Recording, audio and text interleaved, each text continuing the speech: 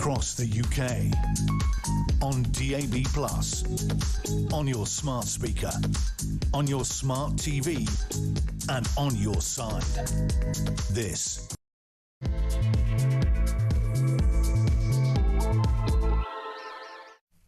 and good afternoon. Yes, welcome back. It is the home of Common Sense. Thank you to Julia.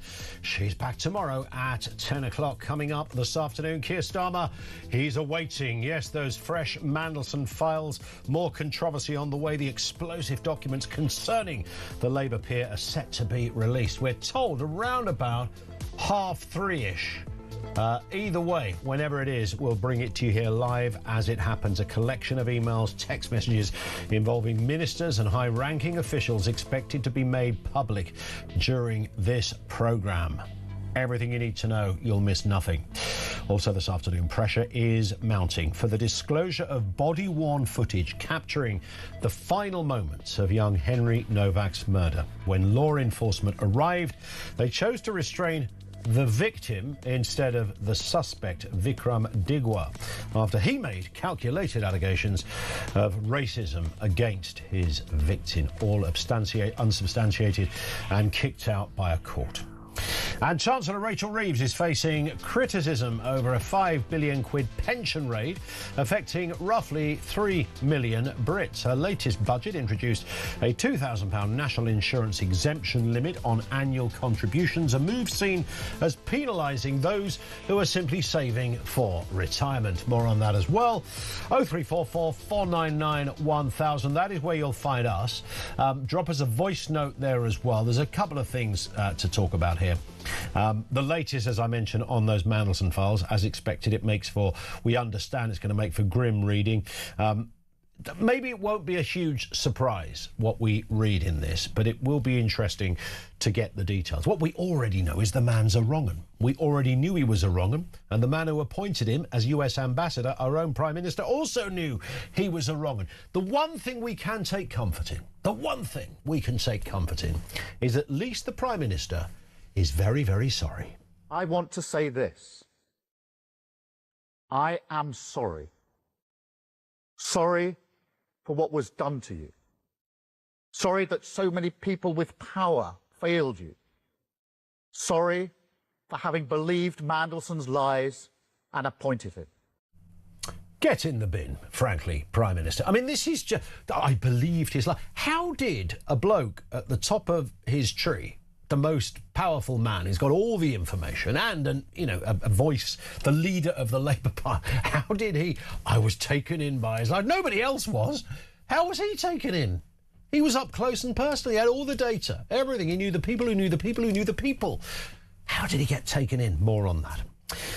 But also this, the story that isn't and shouldn't go away. The murder of Henry Novak. I know Mark talked a lot about this last week as well. Left to die in handcuffs after he was horrifically stabbed by Vikram Digwa. Mr. Digwa is going to be sentenced, by the way, today. So we may bring you that within the show. He's going to get a life sentence. We'll wait to see what that looks like in terms of years. So what happened? How could the police have got this so badly and lethally wrong? Did nobody notice this man was bleeding from several stab wounds, including one to the face? This is Deputy Chief Constable, I think Acting Deputy Chief Constable of Hampshire Police. Have a listen. I am deeply sorry that Henry could not be saved. I'm sorry that in the moments before he lost consciousness, he had been handcuffed and arrested. The facts heard in court should leave no doubt in anyone's mind who was lying to officers that night and why we didn't immediately understand what had happened.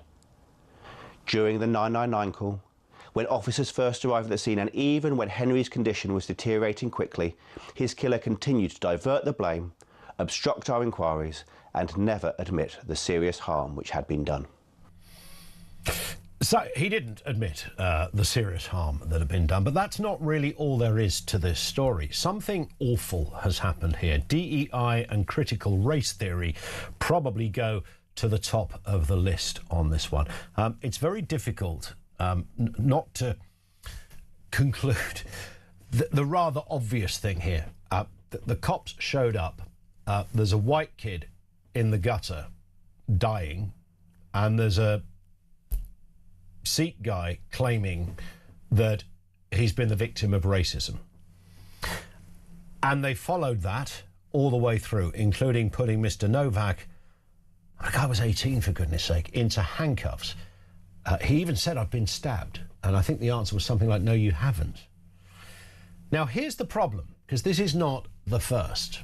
This is one of many examples. Big, high-profile stories where no one has learned a lesson.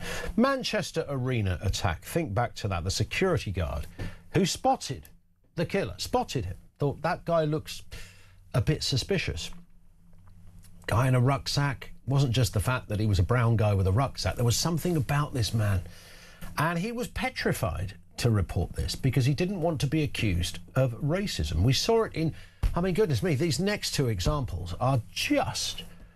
they literally are beyond belief when you think about the world we're currently living in. We saw it in Nottingham. Valdo Calocane came to the attention of the authorities in Nottingham around about 2020 after a series of violent incidents. But a subsequent inquiry was told he was not committed, listen to this, to a psychiatric hospital after professionals considered an overrepresentation of young black males in detention.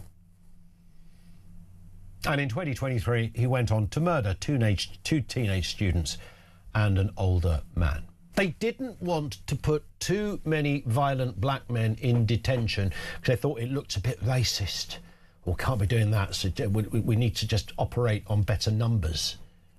Right, we think this guy might be a killer? No, but we don't want to mess with the pie chart, you know. We've got a spreadsheet on this. Yeah, but he might be a violent killer. Yeah, but we don't want to go down as the department that, you know, decided he could be a killer because he's a black guy who likes violence. A couple of years later, he killed 3 people. Would have been more, by the way. And then remember this, the head teacher. This is in the Axel Rudakubana case, Southport. The head teacher from Ormskirk in Lancashire felt what she described as a visceral sense of dread about one of her students, Rudakubana. When she reported her concerns to mental health professionals, she was told she was racially profiling Rudakubana as a black boy with a knife. She was racially profiling him as a black boy with a knife. Of course, he went on to murder 3 little girls with a knife. Poor Henry was the victim twice in this story. Firstly, to a mad creature with a knife who took his life. But secondly, to a politically correct establishment who could not countenance the idea that the white kid was the victim and not the perpetrator. Now, there's a lot of calls at the moment for body cam footage to be released. I'm not absolutely sure about that. I don't know whether, and we are slowly moving down this weird path, helped by social media. We've seen it with the Manchester airport attacks, and we may come on to that in a bit. When you see an isolated clip of something, when you see one clip, are we now all judging? Are we just going to do away with courts and go, don't worry, we'll decide on Snapchat whether someone's guilty? Just stick the footage up there and the rest of us can decide. We'll press a button, we'll vote now. Retweet if he's guilty, like if he's not. You know, is that the world we're in? I want to live in a world where I trust my establishments, whether that's the police or the courts, to do the right thing. Now, there's a lot of things that have happened to dissipate our trust in certain parts of the establishments, whether it's the BBC, whether it's the old bill, whether it's the court system. I get that as well.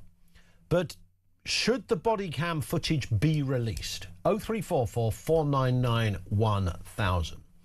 Because you won't get the context, you will get something, and it will look awful and it will be distressing. I'm not absolutely sure whether the family of young Henry would want that footage put out there for the rest of time of their son. Should that body cam footage be released? Your response on that, please. And the wider issue, he was a victim of essentially critical race theory. That's what happened there.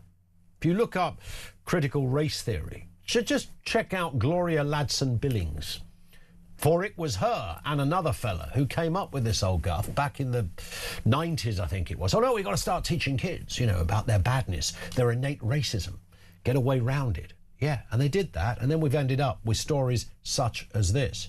Is it a George Floyd moment? Many are making that comparison. 0344 499 1000. Let's get a word from Alex Dean, consultant and political commentator on all of these subjects, because there is a lot to get through. Good to see you, Alex. Hi, Ian. Nice to have you with us as ever. I mean, on this issue of, I mean, the police, I'm sure, the police officers in this case will say they will have a different interpretation from the one I gave. But from everything we know, from everything we saw in the court case, and that sentencing happens today, it's very hard not to be taken to that place where we conclude that the police made a calculation based on the killer saying, I've been the victim of racism. That became the first port of call. There's a kid dying with several stab wounds. He gets the handcuffs put on. I can't understand how that could have happened. Did they see no blood? Yeah, actually, Ian, I think it's fairer to those officers who will not have gone into public service wanting to have this incident in their lives, to behave in this way. I think it's fairer on them to do exactly what you were doing, which is to look at the structure and the rules that have brought us to a situation where that is thought to be the appropriate course of action, or that's thought to be what they should do, rather than looking after the man who is dying literally in front of them. 2 points, Ian. The first is the very last thing that young man saw and heard in his life was the police telling him that he hadn't been stabbed and handcuffing him. And that was the last thing he knew on this earth, which is something I think, and that was our state that did it, our country. I think that's something we should reflect on. The second is that the officers preferred to believe it wasn't just that they were being lied to, it was their inability to go beyond the fact that they had conflicting accounts and say, one person's telling me that somebody's been racist, which is something I can deal with down at the station, something I can deal with in days to come. And another person's telling me he's been stabbed, which is something I need to deal with right now. Now, as it happens, that second point was true. He had been stabbed. But faced with these two conflicting accounts, the right thing to do is to deal with the one that has an immediate need. Correct. And so strong is that rule that you were rightly outlining, that they preferred to believe the lie than to listen to the truth. Yeah. And it's almost as if, and I've seen a lot of people write about this, I'm not reinventing the wheel, Alex, by bringing it up, that, you know, lots of people who work in public bodies, whether it's the police or whether it's teachers, whether it's part of the NHS, have been on so many flipping courses on all sorts of initiatives around this area that perhaps almost ingrained in the DNA of officers and establishment staff these days is that they instinctively must assume that a racist act has taken place, because over the years, and I understand this, over the years, when terrible racist acts have taken place, they've been completely ignored. So I understand the need to balance that bit out, but you don't balance that bit out by creating the very same problem on the other side of the argument. Yeah, correct. And moreover, isn't it the most basic thing to do in any training? If told somebody has been stabbed, check for stab wounds. That would seem to me to be the most basic and essential act that any first responder should do. You would think so, wouldn't you? And again, you can ask all the finer details later. You know, we know that if the police catch a killer and the killer is injured, they will administer first aid, they'll call the paramedics. It's still their duty to try and save somebody. So it doesn't really wash this person they thought was the perpetrator, not the victim, because you would still go for the place of most urgency. And that was the fact. And I find it unbelievable that there was no evidence in that moment to show that there'd been a brutal attack. I mean, if you've been stabbed 5 times, there is blood. You've only got to prick your finger and there's blood, for goodness sake. Yeah, and the last thing this young man heard in his life was being mocked, wasn't it? Yeah. I don't think you have, mate. I don't think you have been stabbed. And that's why, to the debate that you were having a little earlier, Ian, I think that whilst the body camera footage can be redacted, if necessary, to preserve the dignity to the extent that it can be of the young man who was murdered and the concerns his family might have, I would point out that it's not the act of the murder that is relevant for the body camera footage. That wasn't captured. And it's not actually the victim, first and foremost, that the footage would reveal.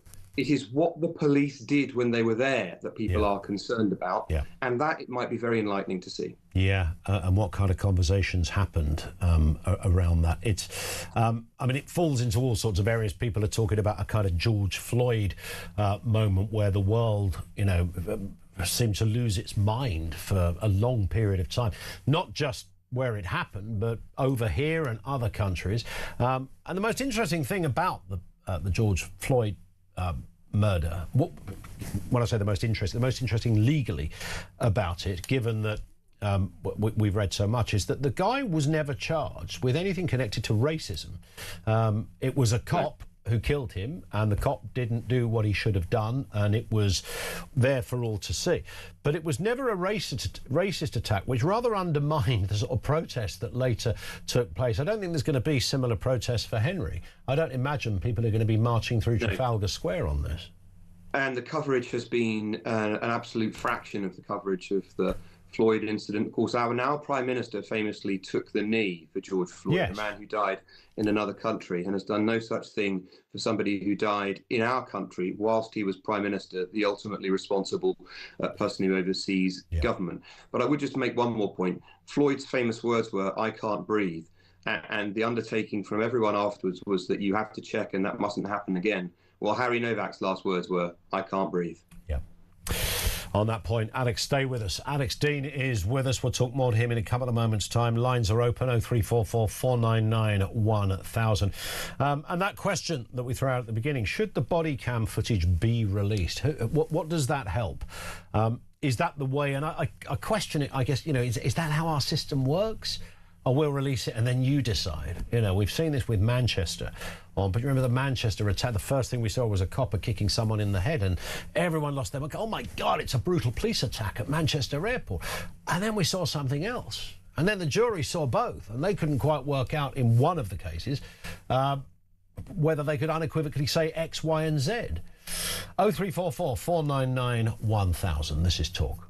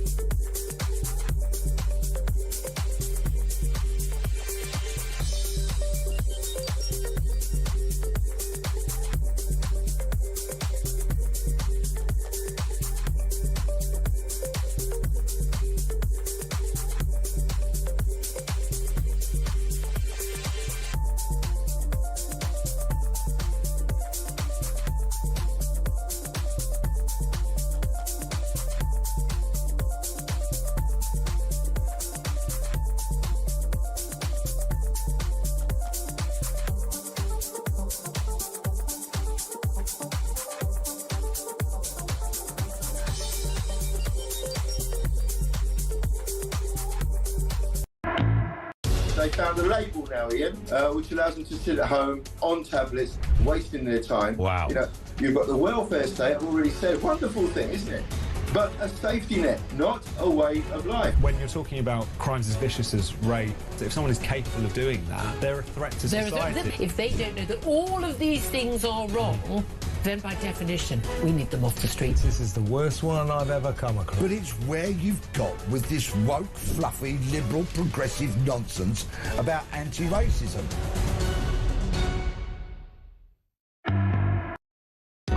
Across the UK, on DAB+, on your smart speaker, on your smart TV, and on your side. This is Talk. It is Talk. 0344 499 1000. Alex Dean, the consultant and political commentator, is with us. We're bracing ourselves, Alex, of course, for the big file drop, as it's rather annoyingly called. It's almost as if someone's going to sort of stick it in a skip somewhere in Whitehall and someone's got to rush to find it. This has been released. We're not going to get everything because there are still some police investigations into Mandelson's position, but there's going to be a big load of publications today. Scotland Yard have asked Number 10 to withhold certain documents, including the summary of his vetting. But the one thing we can be pretty sure about is this is going to be another heap of embarrassment, certainly for Peter Mandelson, but definitely for the Prime Minister. Well, that's right, Ian. Whatever the ins and outs of this, and some people will be thoroughly exhausted of hearing about Peter Mandelson by now, but whatever the details of what we now learn, the point is it keeps the story alive. And the most important thing about the story for our country on an ongoing basis, it was the Prime Minister's lack of judgment at the heart of it that meant that we got Mandelson appointed in the first place. He'd already had to resign twice from government under the last Labour administration, once over the Hondu brothers and once over his own mortgage arrangements. The idea that this was someone who he could personally be hoodwinked by the way, former head of the Crown Prosecution Service, so uniquely naive, apparently, that he was the only person in the country that would be taken in by Peter Mandelson saying he was a clean pair of hands, is for the birds. So I just think that whatever we actually find out in these files, it's just more bad news for the PM, isn't it? Yeah, it's definitely going to be bad news for him. And it's interesting because all we hear from Starmer now, and we played the clip a little earlier, is, I'm very sorry for giving him the job. I'm sorry I fell for his lies. I mean, I wouldn't give him a job working for my company, Alex, because I would just think I wouldn't trust this man. There's enough evidence already. Yeah. At best, he's a shifty character. We know that much. He's almost dined out on being a Svengali-like dark character. That was literally his nickname, the Prince of Darkness, for God's sake. Prince of Darkness. That is one thing we might learn, Ian, the extent to which vetting showed that there was an issue and then it was politically overridden by the Prime Minister and those around him. Yeah. And I think that's one of the reasons, of course, Morgan McSweeney, his former Chief of Staff, went. But, deputy heads will roll is not normally something that works in politics. People know that the ultimately accountable person is the boss. Yeah. Morgan McSweeney was acting because he had been appointed and put there by the Prime Minister, Keir Starmer, and it was ultimately Keir Starmer's decision to put Mandelson in to the United States, our most important diplomatic position. So he can say what he likes. I don't think he can get away from this one. Indeed. I must get a word from you as well, Alex, on Nicola Sturgeon. She gave that Koonsberg interview yesterday. I've got a bit of a sympathy for Sturgeon. I mean, it's quite easy to not spot something that's, right on your doorstep, like a camper van. I walked into work today. And I looked, I just came out of London Bridge Station. I looked around, and I'd never noticed this before. The Shard. Apparently, it's been there for years. Never even noticed it. Ian, you had me in the first half. I'm not going to lie. I thought I was going to have to disagree with you. It's easy to not see something looking right at you, surely. Who among us has not awoken to find ourselves surrounded by tens of thousands of pounds worth of luxury goods and realise that our mission for an independent Scotland is so important that we shouldn't allow ourselves to be distracted by it? I mean, it's guff. She said in that interview that she wasn't going to apologise for the crimes of her husband. That rather misses the point. The allegations that people have in their minds naturally aren't just whether you'll apologise or not. It's what did you know and when did you know it? And they resided together over the SNP for many, many years. Yeah. It's just impossible to most of us to imagine her spouse could be up to this and she had no idea. Indeed. I mean, everything about this is kind of just fishy. I would get, when she told the story on the interview of being given a necklace by her husband because he'd spotted earlier she really liked the necklace and he bought the necklace, and then years later she discovers it was actually bought with stolen money. If that was the only thing, I'd be quite sympathetic to that. I'd go, well, how awful to discover that your loved one had got you something you liked, only to discover it had essentially been nicked. But of course, it wasn't just a necklace. It was 3 coffee machines. I don't know where the hell they put those things. They had one in the loo as well, God knows. All the other bits of it, the salt and pepper, the onesie, the fella was in a onesie playing Grand Theft Auto in the evening. Didn't she sit there and think, I don't know what's happened to our Peter? He can't stop him. Like, there he is. He walks into a room with a salt and pepper thing in each hand and a onesie and a joystick. This is what means this story is going to run. It's uniquely British, not the banality you find everywhere. It's the absurdity. Some of the mundane things he went out and splashed crazy amounts of money on, 4-figure sums for usual kitchen appliances. That's why it's going to run and run. And in the end, I think if she thinks she can just say, I'm not going to apologise, and bluster her way out of it and say that it would be an offence to women if she apologised, I think that in turn, actually, is quite offensive to women, to say that every woman would just be completely blindsided with this and have no idea their spouse was doing it. And to hide behind her sex like this, absurd to me. It's beyond extraordinary, and you're absolutely right. She talked about being kind of, almost as if the sort of thing that, sort of interview Ronnie Biggs's wife might have given back in the day. I don't know. It's kind of got that, Tony Soprano's girlfriend might say, well, I shouldn't be responsible for his crimes, and I'm not the only woman to have been, quit the gender argument. That's nonsense. I mean, firstly, she was also somebody who had to sign stuff off, so that leaves a bit of a bad taste in somebody's mouth as well. But just the basics of, the caravan, you're right, it's so uniquely British. I think it was was it the Sun that had a clip of a kid going round the estate where the mother-in-law lived, saying, look, it's literally I say a kid, a 16-year-old or something, saying, look, this is their drive where they live, this is where the caravan was parked, there is no part of this road where you can't see the caravan, let alone walk past it to get in the house. To use your parallel, Ronnie said, let's move to Spain. And I thought, well, why not? So we did. Very awkward conversation with some people on the beach. Yeah. I mean, it's just bonkers. And does she think she might get rehabilitated? Is that what's behind it? She ought to take the sensible approach and just keep her head down. Yeah. Don't do any more interviews. Yes, I was naive is the very best she's got, and that's being really tested, I think, by many of us. I mean, I like a nice salt and pepper shaker, but one made of cut glass crystal, I didn't even know such a thing existed, to be honest. Nope, news to me. Yeah. We're learning stuff every day. The Tories are demanding benefit ration cards to stop criminals buying booze and fags. This is a Tory proposal for ration cards for criminals serving community or suspended sentences on benefits, blocking spending on alcohol, gambling, cigarettes and cash withdrawals. Now, this has come up many times, should we give people physical money or access to physical money, or should there be a kind of voucher, like a credit card, really? It actually doesn't sound as bad today as it might have sounded 20 years ago when people said, you shouldn't, an innocent person who just happened to be unemployed for a couple of months, the idea they were going to be treated like a criminal was not seen as a very British way to run a welfare system. But you can really now see the pressure and the understandable arguments in favour of this. Well, ultimately, it's right that we have a social safety net, and it's right that we seek to look after those who can't look after themselves. But it's not meant to be a way of life. The state's helping hand is meant to help you back into the workplace. And in that time, as the state is completely supporting you financially, many people would argue the state has some right to say what you spend the money on. But the specific example you gave, if you are convicted of a criminal offence or you're on a suspended sentence, it's much more narrow set of people than everyone who's on benefits.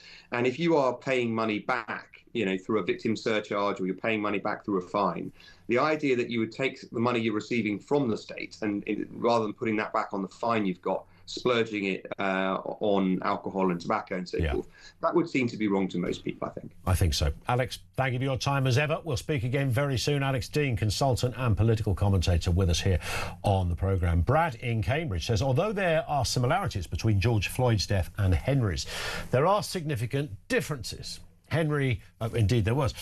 Henry was totally innocent young man. Floyd was a serious criminal with a drug habit. The left will remain silent for one reason, says Brad. It's kind of interesting that we've had nothing from the Prime Minister's office on this.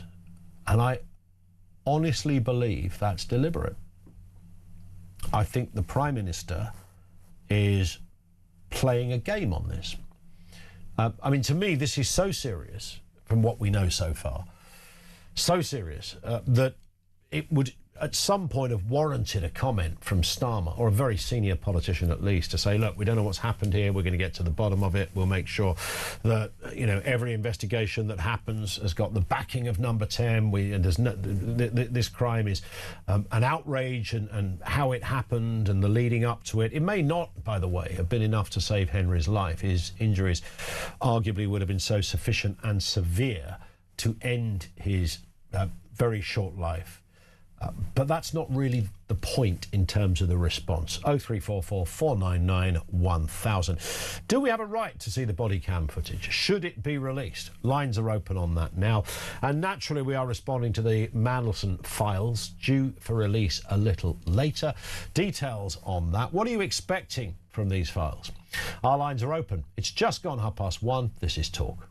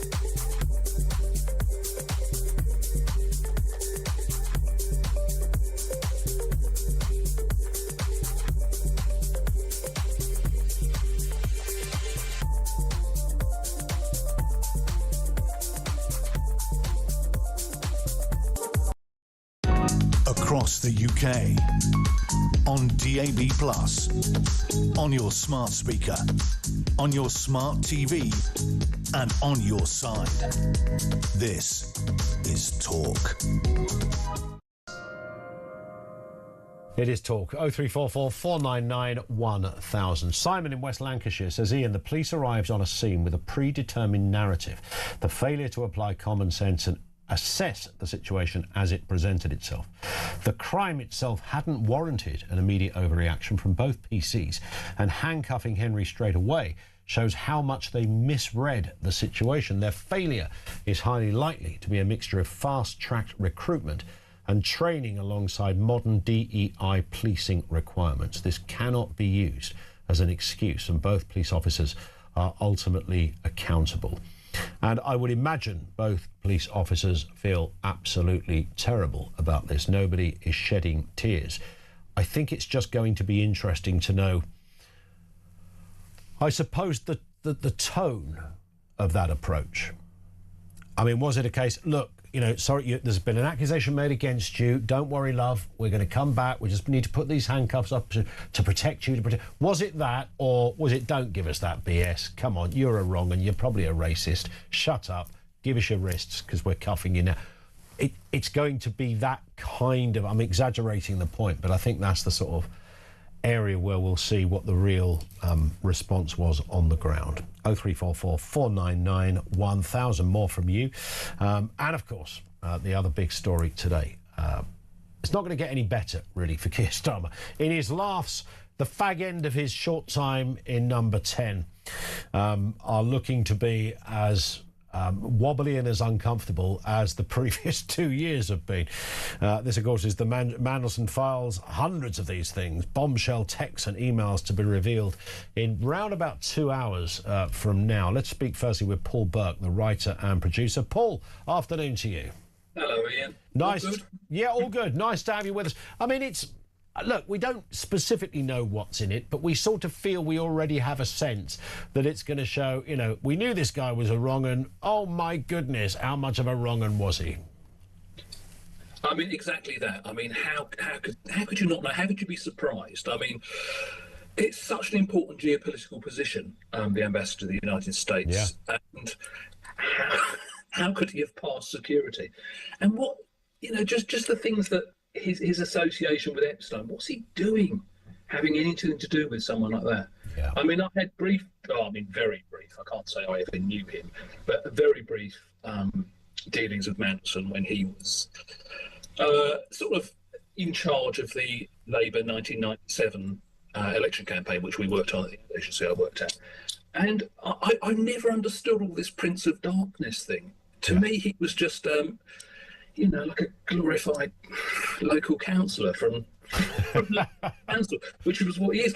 And the only reason people think, oh, he's super smart, he's Machiavellian, he's this, he's that, it's because they're largely dull public sector workers.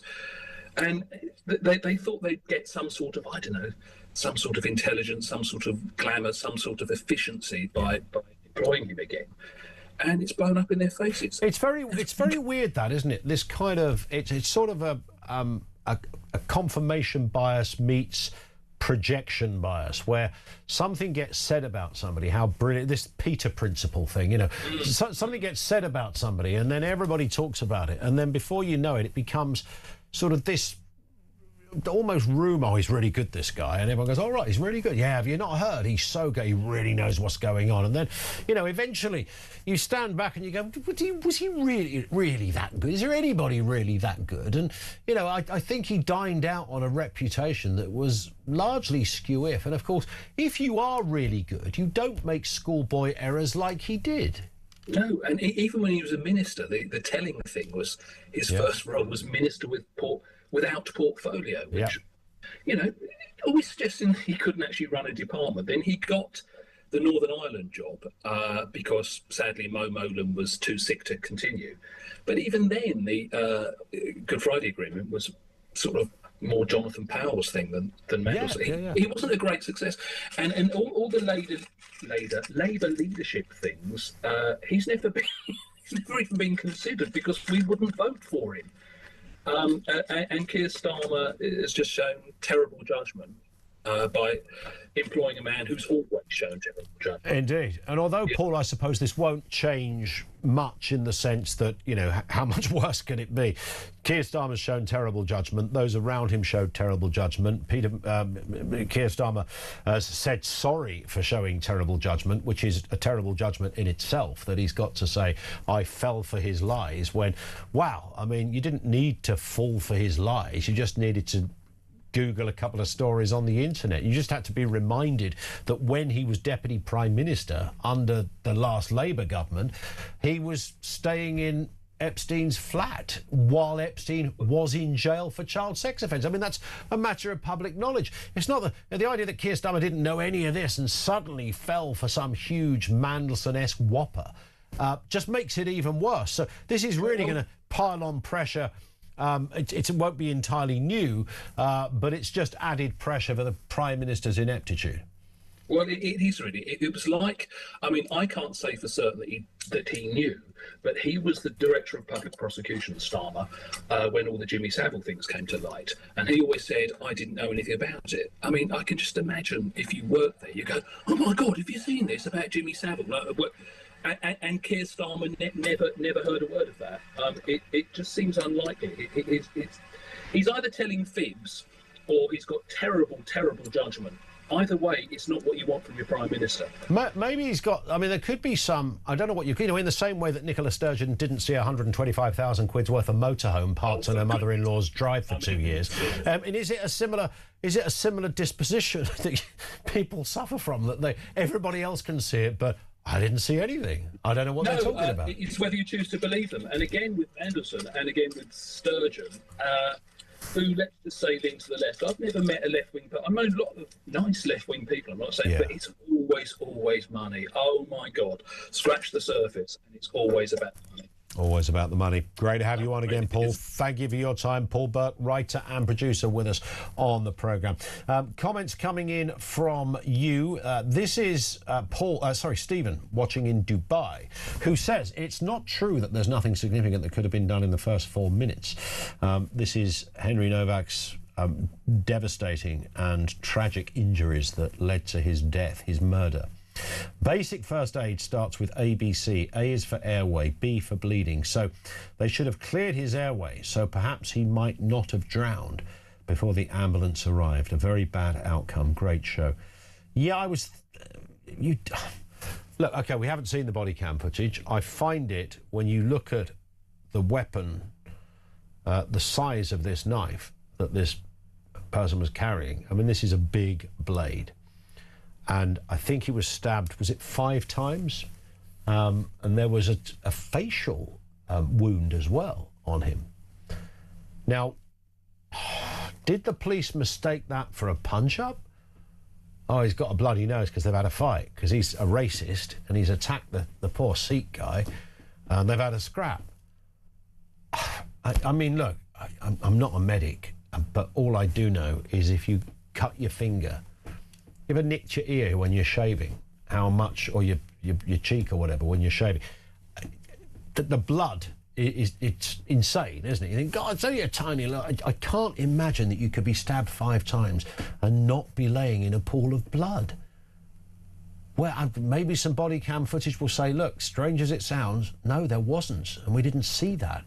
If we'd have seen that, we'd have acted. I'm not trying to give credibility to a situation that is just indefensible when you read it like this. Let's go to Pat down in London. What have you got for us, Pat? Good afternoon. Oh, good afternoon. The thing, it seems to me, is like Keir Starmer, that police chief, the officers that attended the scene, they're all cut from the same cloth. They're like, they've all probably been to university, professional people, but they've got no common sense. Now, to me, it's all right going to university, being academically good or brilliant, but unless you ally that with common sense, well, it don't mean a thing. That's very true. And of course, if you, I mean, I don't know which one to pick up on first. I mean, the Mandelson thing, the reason why that is curious to me is that the reputation of Mandelson, that he was this shrewd operator. He knew where all the bear traps were. This was a man that didn't ever stand on them. So when he starts singing like a canary to people like Epstein and writing insensitive and even confidential information into emails, you'd have thought, no, hang on a second, this is the bloke who's meant to be the very opposite to that. A man who doesn't do that, even if he thinks he's on safe ground and no one's ever going to find out, he just wouldn't do it because he's so astute, he's so clever, he doesn't roll like that. So, but he clearly does, because he was never that clever. We just all pretended he was. Yeah, well, I mean, obviously he's a very good chameleon. When I buy that, I mean, he can change his colour, like, you know, change his mood and attitude and stuff. But if you've got sort of inner gut feelings, which these people don't seem to have, they're mostly automatons. They've been brought up by a system, or they go into a system that tells them that is the way to think. They've all got blinkers on. Rachel Reeves, Andy Byrne, they're all gone. It doesn't matter where you look in government, local government, public government, public services, they're all got blinkers on. Do you need, in public service, do you need blinkers to a certain degree? Because if you listen to everybody's individual story, you can, the government can never... It's a bit like court cases. Can't sentence people on emotions. You can only sentence on fact.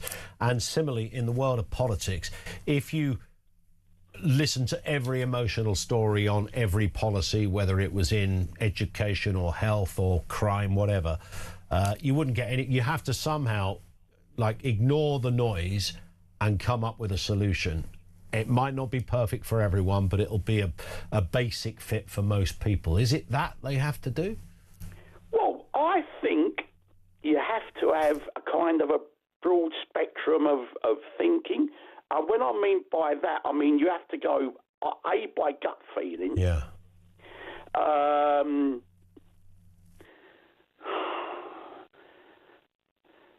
See people's reputations of what they've done before. Say, like man who say, well, touch it. I wouldn't touch it. I wouldn't even let him bleed and clean the toilets out, let alone, you have to have an experience. Might be doing that on Sea Wing at some point if this comes to its, most dramatic conclusion. Listen, Pat, I've got to run, but you've been great. Thank you very much indeed for that. 0344 499 1000. I also think with the police officers, and I mentioned critical race there, we often talk about DEI, but I think you have to go further back to the, I'm tempted to say the mid-90s. This was largely an American thing where a couple of people got together and said, we need to re-educate everybody. And I think that it was certainly in areas such as teaching, that's the main area that they went for.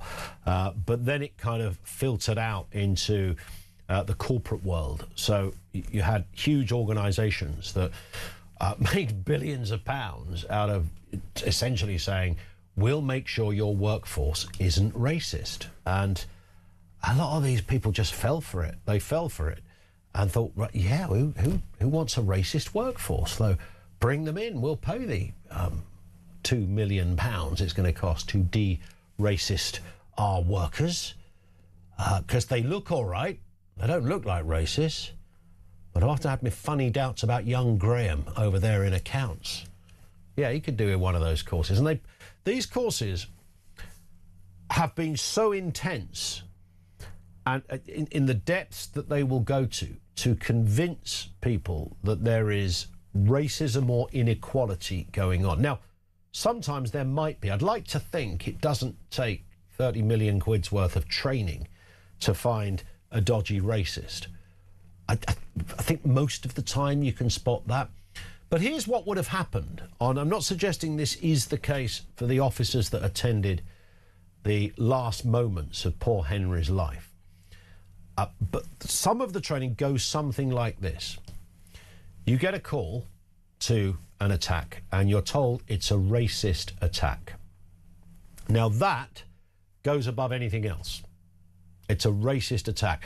We found out to our cost what happens when you don't treat it like a racist attack.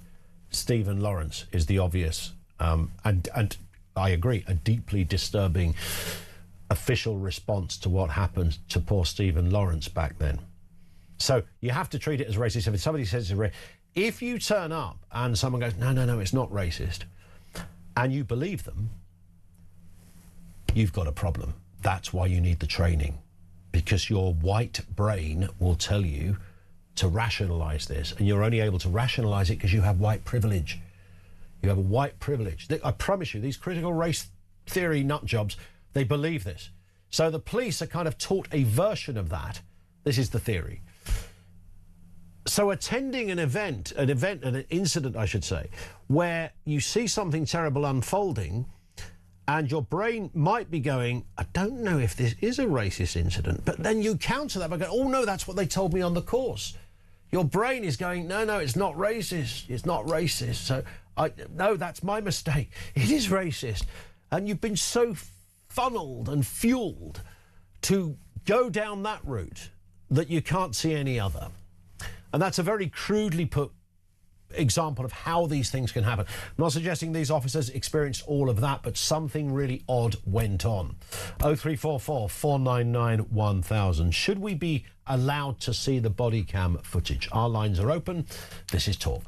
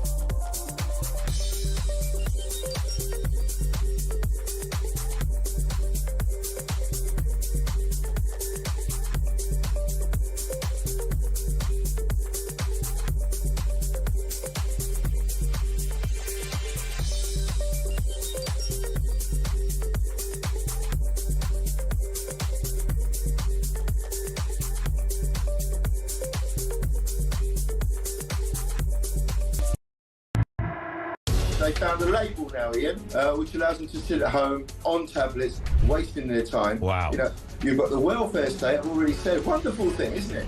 But a safety net, not a way of life. When you're talking about crimes as vicious as rape, if someone is capable of doing that, they're a threat to society. If they don't know that all of these things are wrong, then by definition, we need them off the streets. This is the worst one I've ever come across. But it's where you've got with this woke, fluffy, liberal, progressive nonsense about anti-racism.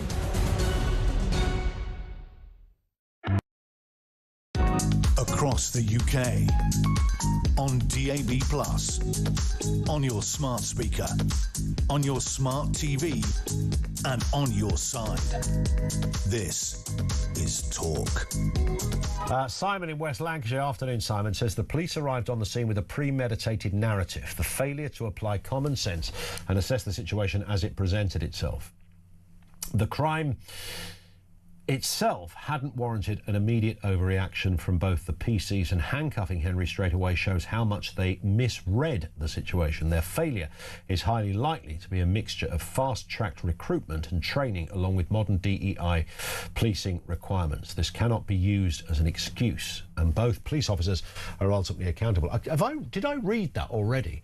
The problem, because it's quite a detailed and brilliantly written text. The trouble is I read them during the break and then can't always remember, did I read that on air? Did I read it during the break? And sometimes get confused. I often say this. It is certainly, if I did, apologies, but it is certainly worth airing that again. Keith in Scotland says, we need to see the body cam and hear what the police officers say and did while poor Henry was bleeding to death. Yeah, I mean, that's ultimately going to be the only way. My question on that is slightly away from just this particular case. Is it for us to see the body cam? Is that not for an official panel, police complaints department, ultimately a court? Is that not how we deal with it? Otherwise, we're already seeing it. We saw it with Manchester, and what happened there with people putting the boot into the face of a police officer putting the boot into the face of a person who put the boot into the face of a police, all of that. And you see tiny clips of things, not the whole thing initially, you may remember, and the world goes mad and people start making opinions. And even in the case last week when they couldn't establish that this was full assault, even that does, because I saw it on social media. People go, well, which bit can they not see? He's kicking her in the head. Well, but that isn't the question that the jury was asked. The jury would have been asked, OK, clearly there is an assault here. What were the circumstances leading up to it? Could you, without any shadow of a doubt, guarantee 100% on your children's lives that that person was not, even in a small percentage, acting in what they thought was self-defence? Now, if you put that to a jury and the judge is going, look, forget what you might ordinarily think. Think about that question in all of its detail, and you go, right, OK, now you've asked it like that. I don't know. I wasn't there. I don't know. Well, if you don't know, you can't convict somebody on I don't know. In fact, you have to take the very opposite view in that kind of ballpark. But, of course, there's a flurry, and we're all becoming armchair judges and juries. Alan is in North Yorkshire on sentencing. What are you thinking, Alan? Good afternoon to you. Oh, mate, it's the old fella. Yeah. Listen, there's only one truth. Yeah. There's only one truth. And if you start redacting and covering up and whatever, yes, the film of that poor young lad getting battered was, if it's beyond horrific, we have to see it, not because I want to see it and not because I want the boy's family to have to go through it, but unless everybody sees what's the truth, how are we going to know? The same thing about this nonsense about the coming out of Mandelson this afternoon. Some stuff has been redacted. Why? Well, that's been redacted because there's still a police inquiry. Well, yeah, but it's still the truth or not, as the case may be. But if something's going to affect a police inquiry, then, and also some bits might be redacted because it mentions, an innocent person's name as well. Yeah, OK, I understand that, but unless it's something to do, in my opinion, unless it's something to do with the jeopardy to national security, for example, everybody's hiding behind a legalese phrase or a legalese expression. Yeah, no, I get it. That's going to affect this and that's going to affect that. The truth, if we tell the truth, there's no need to hide behind anything. Yeah. And if the truth offends people, then, quite frankly, get over it. No, I'm with you on that. Alan, thank you, mate, for that. Great call. 0344 499 1000. Mark in Suffolk says, Ian, this Henry Novak story is appalling in so many ways. It doesn't take much to imagine how different things would have been had it been a young black man bleeding to death. We would be putting out the fires from the riots as we speak. Instead, we have deafening silence from the great and the good. Let's hope the news cycle buries this story soon. Yeah, that would have been the thinking. I have to say, Mark, you're not just a bit right. You're so right. It's hard to know where to start. We would be experiencing mass rioting right now across the country. It would be off the scale. Off the scale. This is Cowboy in Reading. How you doing? Yeehaw! How are we doing? Listen, my point is that why wasn't the evidence of the 999 call brought in? If you ring somebody up and say, I've just been racially abused, and then they find out you stabbed him, what did he actually say? The actual time limit between the time that he phoned up and that poor guy being on the floor, which he's already stabbed, why are we not hearing this 999 call to say, this guy, I've just stabbed this guy because he racially abused me? No. He rang up the police and said, I've been racially abused. By the time that you ring up and say, I need an ambulance, what about the guy on the floor? How long was he on the floor for? Forget the footage. I mean, I would imagine, I'd like to think that that was established in the court case. Yes, but we want to know why, because at the end of the day, it makes a difference, doesn't it, to humanity to say to somebody, if you rung up and say, look, I've just had a fight with somebody, he tried to do this and I stabbed him, fair enough. But when you just ring up and say, I've been racially abused, and then the police turn up and then go and cuff the guy, they haven't got the information. I mean, it goes to show, Okay, so there's a sort of vague defence of police action then if they had no other information, I guess, would be the point. Listen, thank you very much for that. I move on because the news is literally upon us. We will find out later today, around about, well, probably in the next hour, what he's going to go to jail for life. This horrific character, a case of how many years? 0344 499 1000. This is Talk.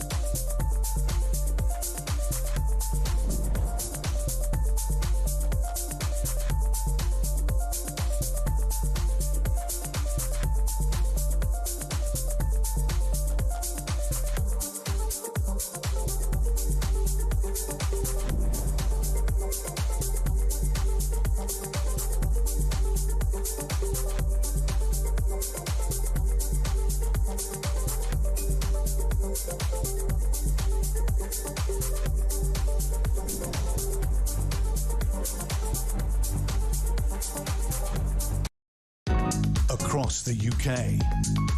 On DAB+, on your smart speaker, on your smart TV, and on your side. This is Talk.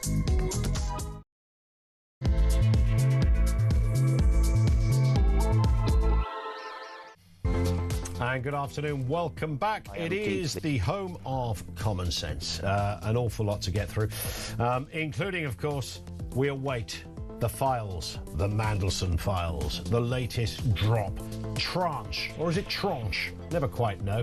They're to be released a little later, around about 3:30, we are told. More embarrassment for Keir Starmer. These documents are said to be, well, it's a collection of emails and text messages involving ministers and high-ranking officials, expected to be made public, of course, and they will be embarrassing. It piles it on. It just keeps the story going at the fag end of Keir Starmer's time in Downing Street. Also this afternoon, pressure mounting for the disclosure of body-worn footage capturing the final moments of Henry Novak's murder.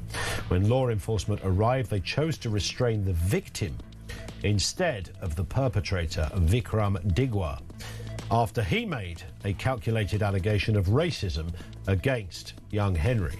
So that's how it worked. That's how the police acted. We've been taking your calls on this. And should we, as members of the public, be entitled to see that body-worn footage?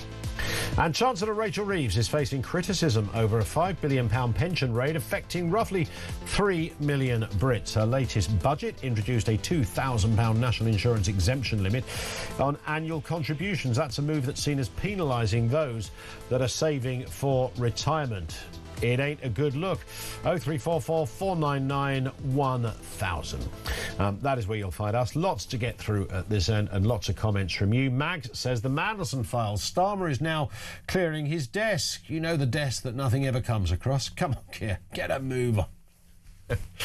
Very good point. Mark in Suffolk says the Henry Novak story is appalling in so many ways, and it doesn't take much imagination to how different things would have been if this had been a young black man bleeding to death. I did read that out a little earlier, but the point that Mark makes, and many others have echoed, is what would this have looked like, this story, had he not been a white guy? You can, the levels of rioting, it would be sort of George Floyd style. And the George Floyd thing was unfathomable for so many reasons. If you apply a little bit of kind of intellectual brevity to the situation, you will see how stupid those riots were. But we would have been in that kind of ballpark, essentially. That would have been the territory we were in. Let's get a word with David Shipley, the investigative journalist and former prisoner.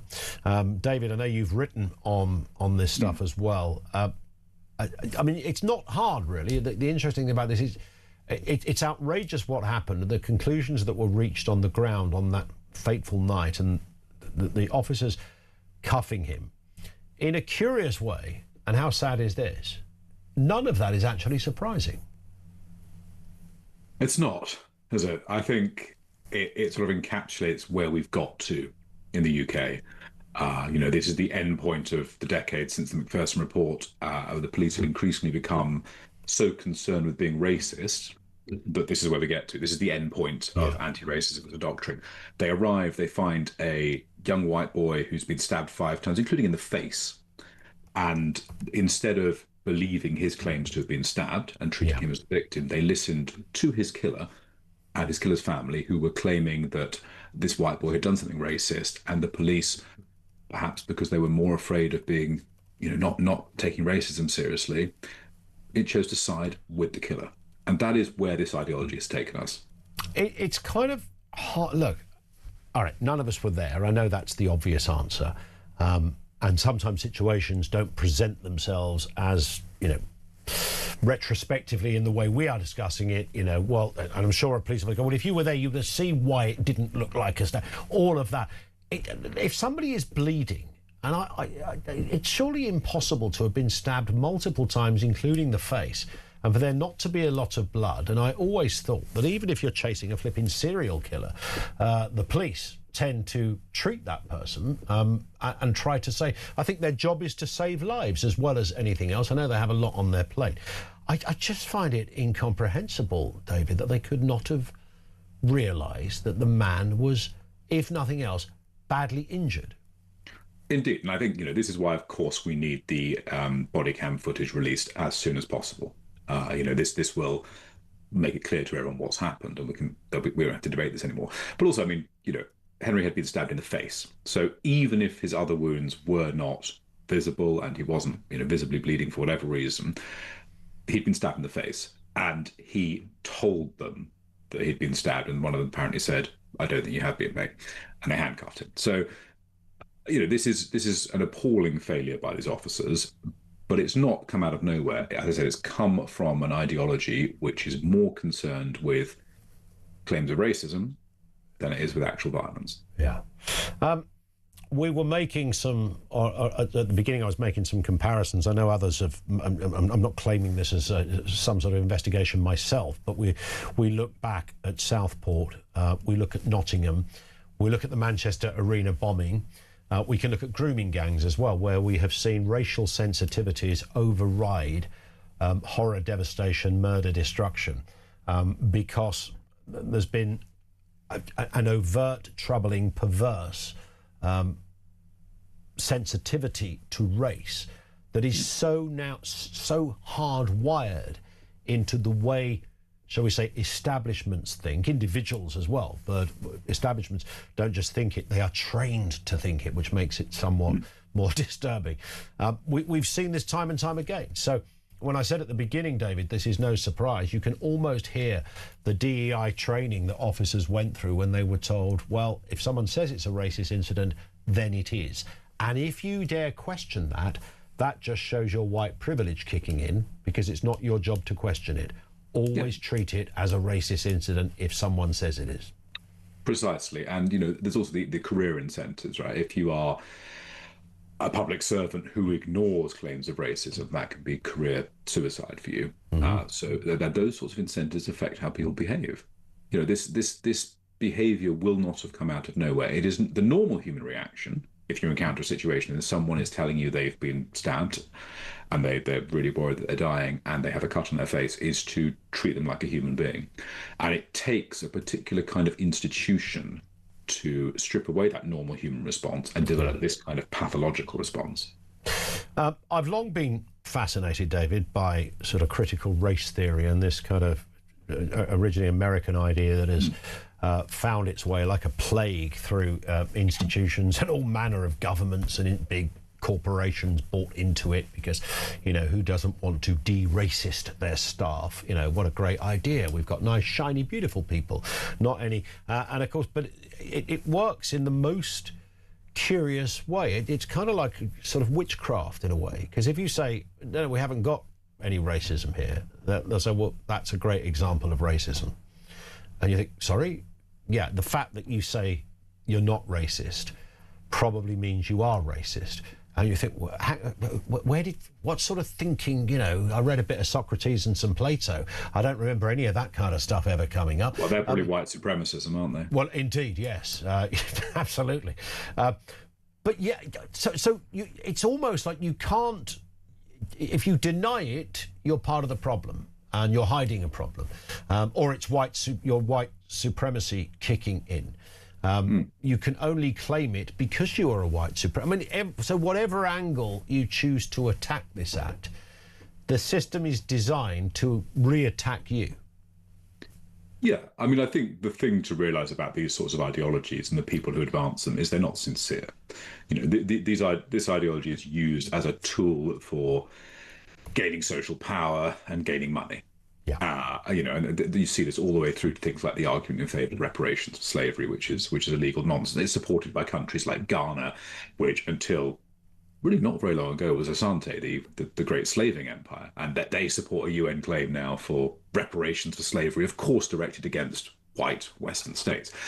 This stuff isn't sincere, and much of this ideology is more properly anti-whiteism. Really, it's about targeting the West, the white people, treating that as though white people always have a guilt that can never be washed away. It's inherently a dangerous and wicked ideology, and we shouldn't take it seriously, frankly. Could there be any defence to this? Would the officers, I would imagine, and it's very difficult, obviously, because none of us were there, and the details of the court case, much of which would not have trickled out to the public domain as yet. But I'm pretty sure one or both of those officers that were initially in attendance would say, do you really think I wanted to see a kid die? Do you really think I got out in the bed in the morning and don't want to save lives? Do you really think I'm going to handcuff somebody even though I know they've been stabbed 5 times? That's likely to be the kind of obvious defence they would have, which isn't very, it's not very good, because it still leaves all the obvious questions. But that would be their response to all of this, that it didn't look like this at the time. Sure.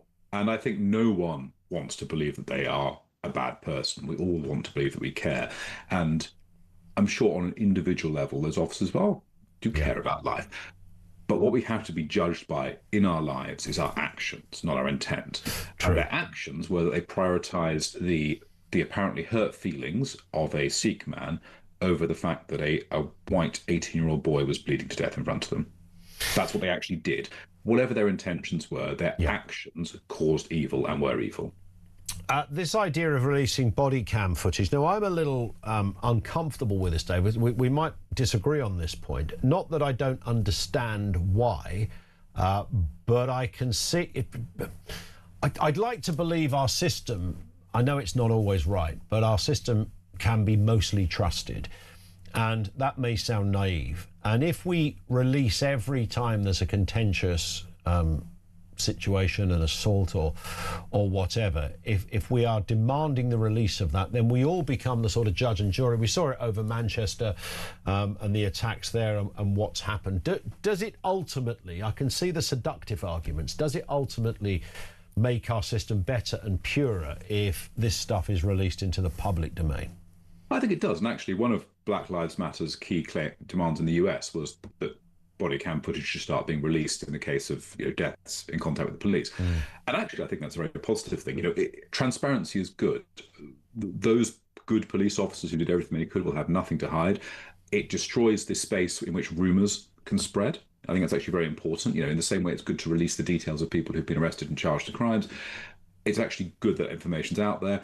And I think we're not talking here about some specialist technical judgment. This isn't a video of people building a rocket ship or doing brain surgery. We are looking to assess, did these officers make the right moral judgment in that situation or not? And I think in the same way we rely on juries to make a view on that, we can actually all be trusted to make this kind of view. And I think actually it would be a good thing to publish this sort of information. The other problem is the IOPC investigation.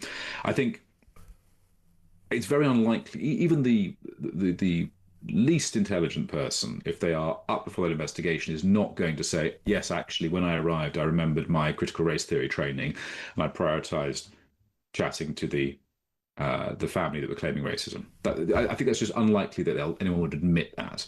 So we won't ever really establish that, and therefore all we can rely on is actually what happened. And therefore I do think we all need to see the video, because I think it will reveal what actually went on. Yeah, indeed. I hear it. Listen, David, thank you very much indeed. Always great to gauge your views on these things. David Shipley, investigative journalist, with us here on the programme. Responses to that, should we see the body cam footage? A couple of reasons that makes me uncomfortable. One is that, as I just mentioned, I don't know whether this is the precedent that I want set, that every time there is a horrific attack, I don't know whether it's, I don't know whether it's appropriate more than anything, for a couple of reasons. Do you want to see that? I'll give you an example of that. I have gone to, as recently as about a month ago, some police bravery awards. I went to Sussex Police Federation Bravery Awards in April. In July, I'll be going to the National Police Bravery Awards. I went to the Cleveland Police Bravery Awards in March. And on these occasions, you get to see the body worn footage. Some of it's not in the public domain, but it's there because you've got several officers that have been nominated for an award for their bravery, and some of it is really, I mean, it's really hard to watch, and they don't sensationalise it, and even though the audience are mostly police officers or lawyers, whatever, the odd politician, they still wouldn't show something, somebody being decapitated or something. They would blank that stuff out. But you see enough to see how disturbing it is. And so there's that point that this is a young, essentially barely out of being a kid, his life. I don't know, having that out there in the public domain, I don't know if that's a good thing, because you're not just trying to judge. You're also then asking the public to sort of be a jury without any kind of context. And the other point, which is maybe the more overriding point, I don't know whether Henry's family would want that to, literally the footage of their child dying is going to be out there forever, by the way. It's never going to go away. Andrea is in Essex. What do you make of this, Andrea? Well, your last few sentences, you've kind of said what I was going to say, Ian. So I understand that people want to see it. I get that. I want to know what happened. But I don't think we should want to see it. I get why people do. I absolutely think that poor young man, poor Henry, his dignity, his family, his friends, his loved ones, I don't think we should be seeing that. Could we reenact it? Could we just have the police officers with subtitles? It's very. I don't know if I want to see the last moments of an 18-year-old boy's life. I don't think we should be asking for that. No. Even if you were to blank out, I mean, there's bound to be some pretty grim imagery on there. But even if you blanked all of that out, what you're seeing or what you'd be hearing, even if you only had the audio version, I can understand. I agree. Actually, yes. I can understand. Right. Yeah, I can understand that. I totally get why some people go, show us the footage and then we can judge. And I think, well, but is that how our system works? That we judge? That we have a courtroom to do that? We have a jury to do that? Well, for me, it's not about us judging, because I think we've already judged, most of us, haven't we? I think it's about that young man and his family, his friends, his loved ones. That's the view that I've got. It's about, do we really want to see that young man's last few breaths? No, we shouldn't want that. Indeed. Andrea, thank you very much for that. Very sensitively put as well. And Andrea in Essex. As we speak, those documents, the Mandelson files, thousands of documents now being released relating to Peter Mandelson's appointment and activity as UK ambassador to the US. The government have released them. Just a very small snippet of what we found out. Lord Peter Mandelson said the government would never regret appointing him as ambassador to the US in a written note to David Lammy, who would have been, of course, the foreign secretary at the time. This is according to the latest file. So that's our first nugget, our first morsel from this is Mandelson saying the government, you'd never regret, give me the job, you'll never regret it. How long did that last? Not even a year. 0344 499 1000. This is Talk.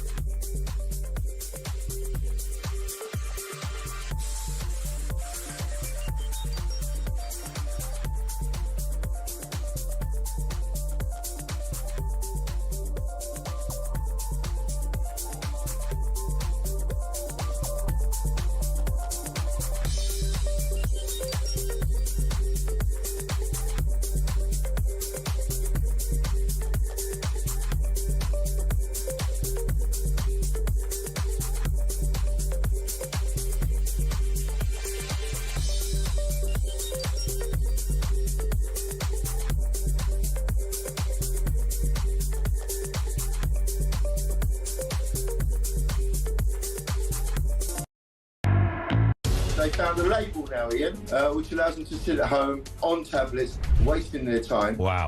You've got the welfare state, I've already said, wonderful thing, isn't it? But a safety net, not a way of life. When you're talking about crimes as vicious as rape, if someone is capable of doing that, they're a threat to society. If they don't know that all of these things are wrong, then by definition, we need them off the streets. This is the worst one I've ever come across. But it's where you've got with this woke, fluffy, liberal, progressive nonsense about anti-racism.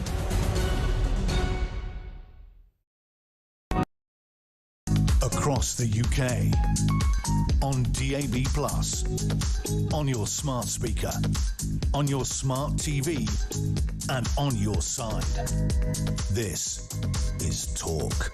This is Talk. 0344 499 1000. Brad says, never mind Ian, to us, he's just Peter. Oh, that was such an awful phrase. To us, he's just Peter. Never forget that. Mags referenced Sturgeon says, poor old Nicola turning on the waterworks. We don't believe you. We're not buying that codswallop. Look out, London. Nicola is coming to a motorhome near you. Yeah, I think she's kind of moved out. The other story as well, I don't know if you clocked this, that came out about Sturgeon, was that her husband apparently bought 118 toilet rolls just about an hour before she made an announcement telling people not to panic buy. I think this would have been COVID. So that in itself is a little curious, right? I think. 0344 499 1000. Let's go back to your calls. Peter in Oxfordshire. Peter, what have you got for us? Good afternoon. Ian, hi. Hi. Thanks for taking the call. You mentioned 4 cases, and I was only thinking, in addition to those cases, I just reeled them off.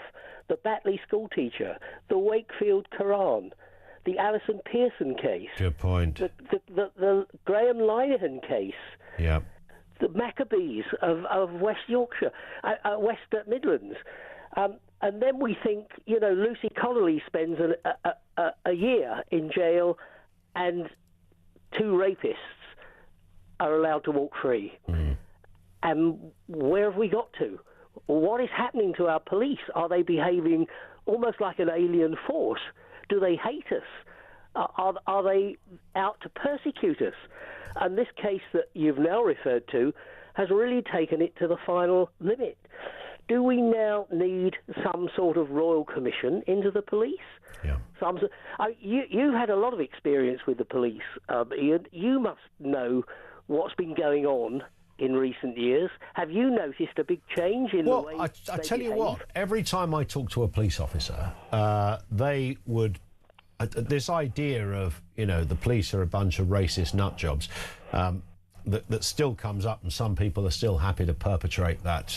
You know, Dr. Scholar and people like that would happily tell you that, you know, the police hate non-white people. I mean, it's just a stupid thing to say anyway. It would have even been a bit stupid back in the day, but there would have been pockets and problems. However, most cops will tell you today they spend so much of their time being told to be sensitive and, you know, to not make judgments and all the rest of it. And most of them are still fairly, I would say, alpha male-y. But clearly there's some that obviously aren't, I suppose, Peter. Because you need a bit of alpha maleness, don't you, in the police? Absolutely. Because I think all this goes back to Blair, and not just Tony Blair, but Ian Blair. Yeah, and I think former what head he of the did Met. in the Met Police, I think that set some of the rot in the way the police approach cases. But where are we going on this? There's no political leadership. Yep. Starmer only talks about the far right. Mm-hmm. He doesn't talk about the cases, and he hasn't mentioned this particular case. Yeah. The Home Secretary hasn't said anything, and the government's record on the grooming gangs that you've already referred to is nothing short of woeful. Yeah. And of course, that could all blow up again, because apparently, from what I read and saw, Rupert Lowe is supposed to be producing his report this month. I think so, yeah. I think so. On the grooming gangs. Now, obviously, there was, you know, with all respect, and he had, you know, great intentions, but there were obvious limitations on what he was able to do with, you know, subpoenaing people to come to give evidence and things like that. So I know there are critics who say, actually, it will end up being unhelpful because there'll be another layer and it will be at odds with the official inquiry. Look, he, out of frustration, as well as a duty of justice to victims and others that were around him when he put this much smaller inquiry together, had the best intentions, and I understand that. The fact we've got to wait for another couple of years before another grooming inquiry starts and concludes is outrageous. But you're right, it feeds into exactly this, Peter, doesn't it? Thank you for that. I'm going to move just to get more comment on. I was also trying to rack my brains this morning, and it took me a little bit of searching this, even though I'll actually save the article myself. As often happens, I'll put that in my notes on my phone. I'll never lose it. And then doesn't matter how many times you search, it ain't there. But I did find it. A lot of this, we are told, has come, a lot of the police response, or the lack of correct police response, as is being discussed in this case of Henry Novak, is because of Stephen Lawrence. Now, Stephen Lawrence, when he was murdered in 1993, the very same thing happened to him in many respects, because it was deemed, it's just another black kid in South London that's been murdered. It happens all the time. It's just a black kid And so the police response was woeful, and it wasn't fast enough, and it would have missed, key points and evidence, and the procedure lacked any kind of vigour and determination and purpose, because it was just another black kid, probably drugs, probably a wrong 'un as well. All of that. So, and that was outrageous, okay? And it did change things. And thank goodness it changed things, because it was awful what happened and what subsequently happened, and all that his parents have had to put up with in addition to that, their own doorstepping experience and God knows what. But of course, you then had the Macpherson report that decided that the police was institutionally racist, and this was always a rather dubious anti-intellectual position. It helped nobody. It just created a buzzword that meant nothing, and people just took away from that all the police are racist, and that's how we've ended up here. I was reminded, so what I was looking up a little earlier was the murder. Now, most people listening to this will never have heard of this. It was the murder in 1994, this is a year after Stephen Lawrence, of Richard Everett. Now, Richard was a 15-year-old white boy stabbed to death in North London by a group of Asian youths, essentially. It got little or no response and publicity. The similarities of the two were really interesting, as I remember. And I haven't reread the entire article, but I'm certainly going to. But the article opens by saying, here was the murder of a teenager that drew parallels with that of Stephen Lawrence a year earlier in 1993, except in this instance, the victim of the crime was white and the killers were not. Sorry, it was a year earlier, not a year later. And that is fascinating. That is fascinating, which sort of, again, police reactions and the like. 0344 499 1000. Just before we speak to Pav, a little more coming out on the Mandelson files. Labour MP Emma Reynolds told Lord Mandelson it was a big priority to build bridges with Muslim voters. In WhatsApp messages released between the Environment Secretary and the peer back in July the 6th, 2024, 2 days after Labour's general election victory, Miss Reynolds said, I reckon if we won, at least half of the Muslim vote, if not 2/3. In response, Lord Mandelson said, that's good. Miss Reynolds went on to say, we had some very tough times being shouted at on the street in some areas and cars pulling us over, shouting at us. But lots of Muslims voted for me and did so enthusiastically. She added in her later message, big priority is to build bridges with them. Now, this obviously isn't about specifically America and him as an ambassador, but it's kind of taking counsel from Lord Mandelson in the way that we keep discussing. The amount of people go, we must talk to Peter. He'll have the answer. Yeah, drop Peter a line. He'll know. That was from Labour MP Emma Reynolds. We are going to talk to Pav shortly. Don't go away, Pav, with you in a mo. 0344 499 1000. It's 2:30. This is Talk.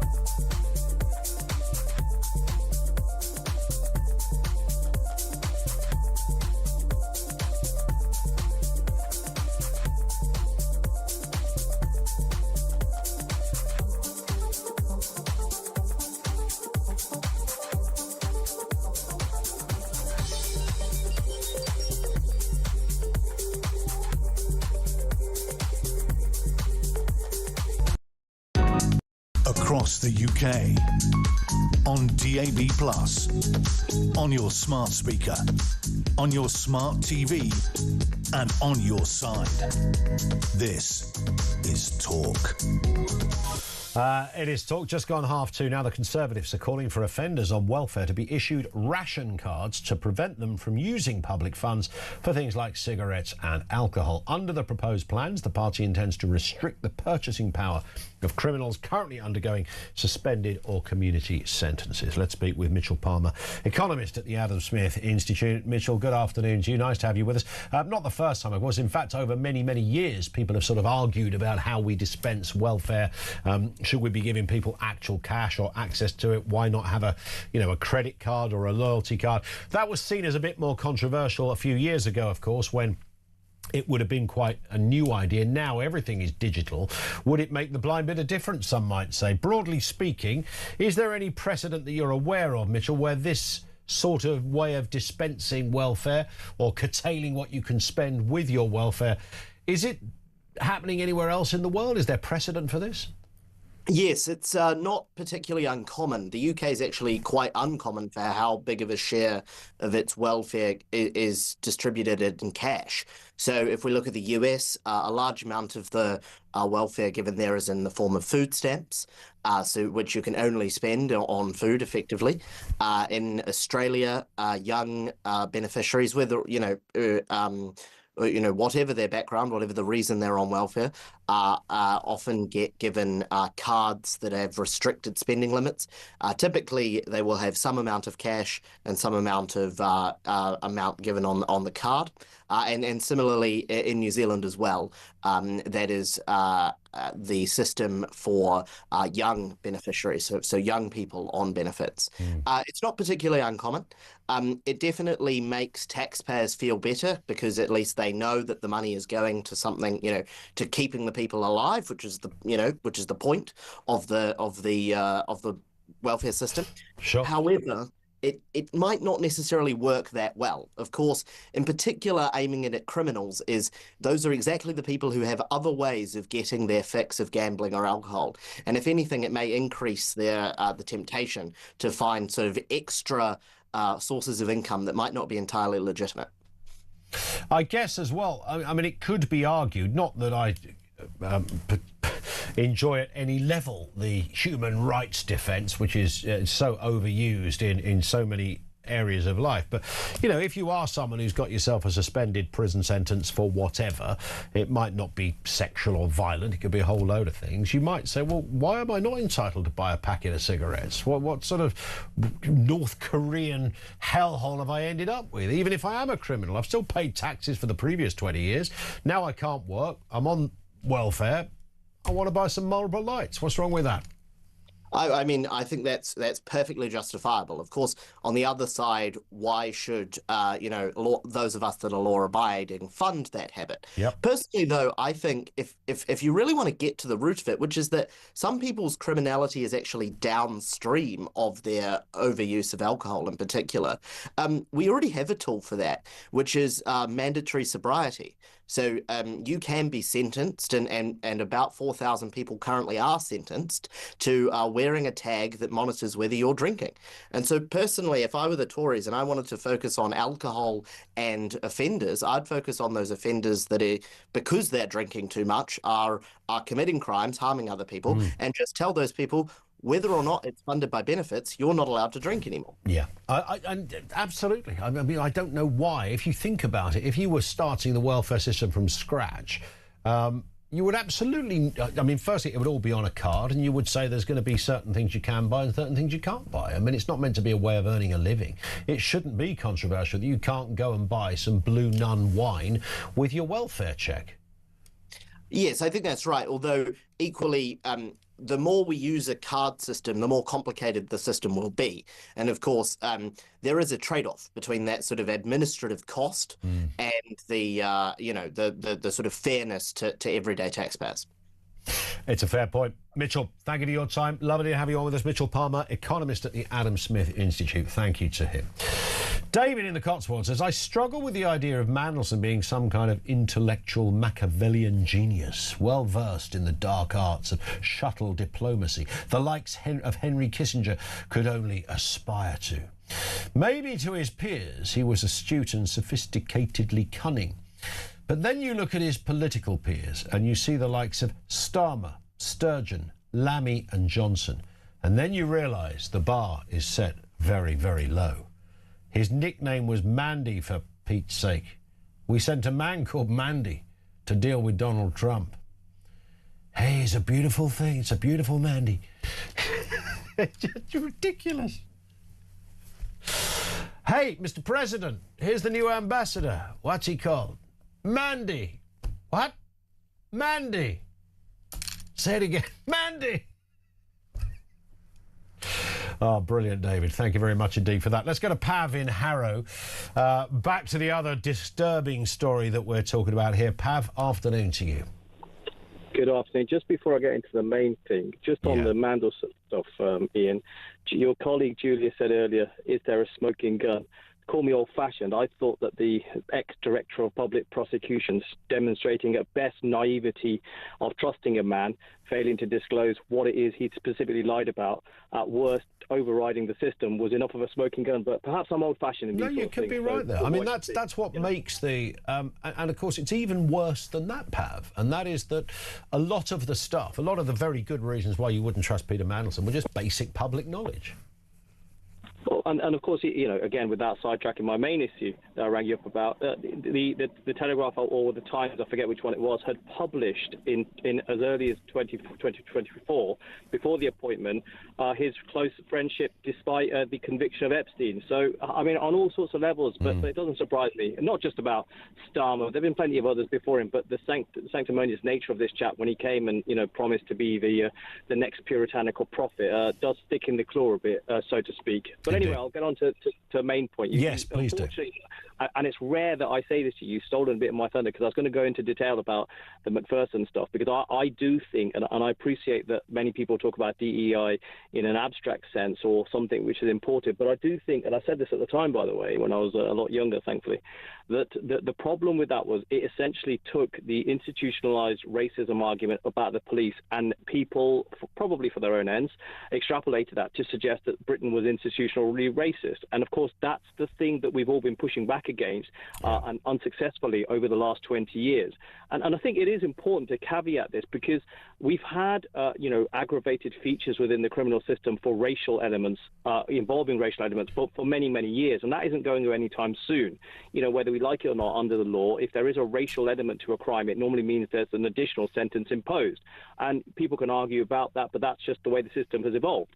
But more importantly, with regards to what you're talking about, and this is the thing, and by the way, before I get on to the other point, I wholeheartedly agree with you about the you know, being reluctant to release the footage. I know people can have rather seductive arguments, but the bottom line is, how comfortable would we be if, God forbid, that happened and the death of one of our family was out there, exactly as you said, forever? I think we need to really take into account heavily the family's wishes, and only when they said, you know, or they would say, for example, that they were happy, and I doubt they would, but then we can think about it. Otherwise, it needs to stay in the courts.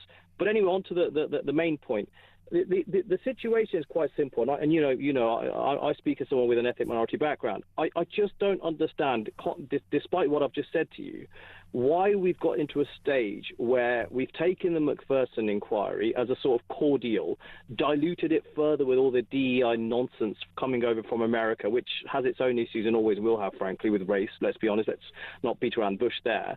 And why we think that particular model would work or would have any success here, in particular here. And it is difficult, because at the end of the day, this is very much going to be a he said, she said, etc., until we get something more concrete. But the bottom line is, and I know obviously you alluded to this earlier, and you do go to a lot of these awards and you know, present, etc. So obviously you will have in-depth knowledge of this. But the bottom line is I can't for the life of me believe that we're going to have, despite all the other issues, we're going to have police officers who are going to be attending a crime or the scene of a crime with the mindset that they're going to be putting their own promotional aspects or anything else ahead of that. I just refuse to believe that the police as a whole act like that. I'm sure there are certain individuals, but I just find that very difficult to digest. And consequently, if there are errors, and I suspect, and of course I'm surmising that there were errors in the attendance where, you know, if you've got someone on the floor, you know, whatever the situation of the young lad may have been, and on the flip side you've got someone saying they've acted in self-defense, they've got to make a snap judgment. Fortunately, you and I and most other people will never have to be in that position. And yes, they're human. They can get it wrong. You know, we can point to all sorts of cases.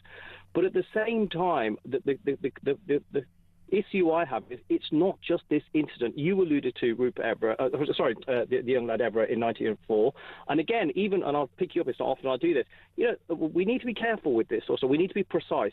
The Pakistani grooming gangs were people, yes, of Asian descent, but they were predominantly people of Pakistani descent.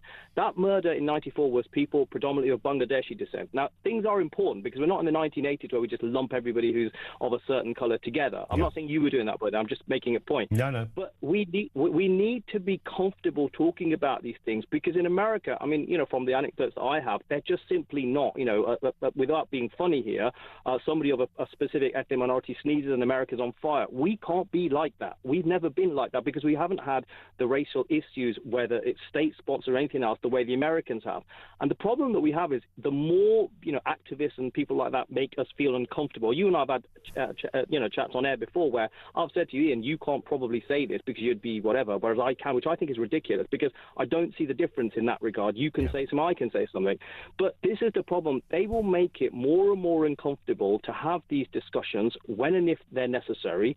And then the problem you have with that is you actually give rise and succor to the elements on the peripheries of politics who say, look, white people, brown people, black people, etc., are being held back because X, Y, and Z. We cannot allow them to have that particular sphere. We need to take that away from them. Whatever you people say about the Tories, they did it quite successfully in the early 80s when they essentially emasculated as a political entity the National Front. What we're doing by failing to have these discussions and debate them properly is allowing by the back door both the periphery on the left and the periphery on the right to try to, you know, debate in a very nasty manner and to try to essentially tell us what we can and can't talk. We can't do that, Ian, because if we do, we're lost. And on the final point I'll make on that is whatever people talk about America, and there's a lot to like about America, we cannot possibly want, or any sane person would want, us to become a mini America where racial violence and intolerance is considered to be a spark which will light up the country. Pav, great call. Thank you. Pav in Harrow. Paul in, doesn't say where. Paul says, afternoon, Ian. Yes, the footage should be released so we can see how the police reacted and treated poor Henry Novak. As for the Manchester airport, how come the jury couldn't find them guilty? Are they blind? But that's the problem with releasing footage. So there's no doubt the guys hit the cops. That's not in question. So when we see the isolated, we go, you sure? Look, he hit the police officer. It's obvious. But the jury would have been asked to, okay, did he just whack a police officer? Was it in self-defence? Was there a self-defence component to it, even if it was only 5%? So did he randomly attack the police officer, or was there a build-up? And if you look at frame 2017, you can see a moment where the guy's leg moves from one foot to another when he's about to run. He's about to run, and then the police officer moves in, and that's when he lashes out on frame 6,712. And you go, whoa, hang on, what do you mean? What are you saying? He hit the police? No. Did he act in any sort of level of self-defense or something like that? And that's what you're asked as a juror. You're not asked to say, did he hit the copper? You're asked a bunch of other stuff surrounding the circumstances of hitting the copper if you're going to find him guilty of assault. And that's where you've got to. One of them is going to be sentenced in July for his part in that fracas at the airport. So it's not like everybody has walked. It's really distressing and it's really annoying. I'm not defending anything, but as Paul just said there, obviously, yeah, clearly you can see he hit someone, but the circumstances would have been key to what the jury were asked to consider. And that's when you look at a story, and been into courtrooms and used to cover this stuff, and you would see things and think, well, obviously the guy's guilty. But then when they start saying to the jury, can you be 100% sure that when the thief left the house, he was definitely going in that direction and not that direction, just because he took it? Was he going for that? There's all of these elements, and if you can't be 100% sure, then you can't find somebody guilty. And that's, you know, annoyingly how the law works. But in many respects, people say amazingly, because it does allow for pure, where possible, pure kind of accuracy. But it doesn't mean it's not disturbing when you see it like we saw at the airport. 0344 499 1000. This is Talk.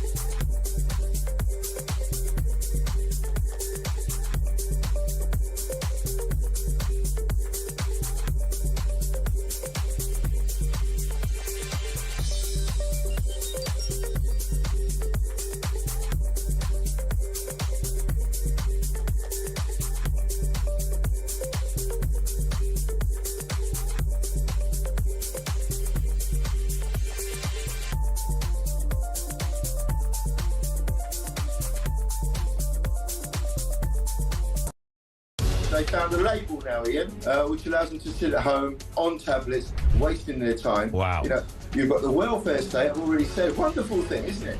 But a safety net, not a way of life. When you're talking about crimes as vicious as rape, if someone is capable of doing that, they're a threat to society. If they don't know that all of these things are wrong, then by definition, we need them off the streets. This is the worst one I've ever come across. But it's where you've got with this woke, fluffy, liberal, progressive nonsense about anti-racism.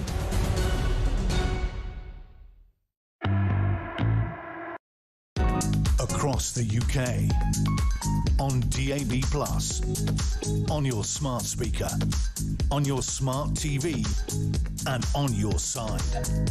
This is Talk. It is day 167 of the Voice of Doom. It feels like that.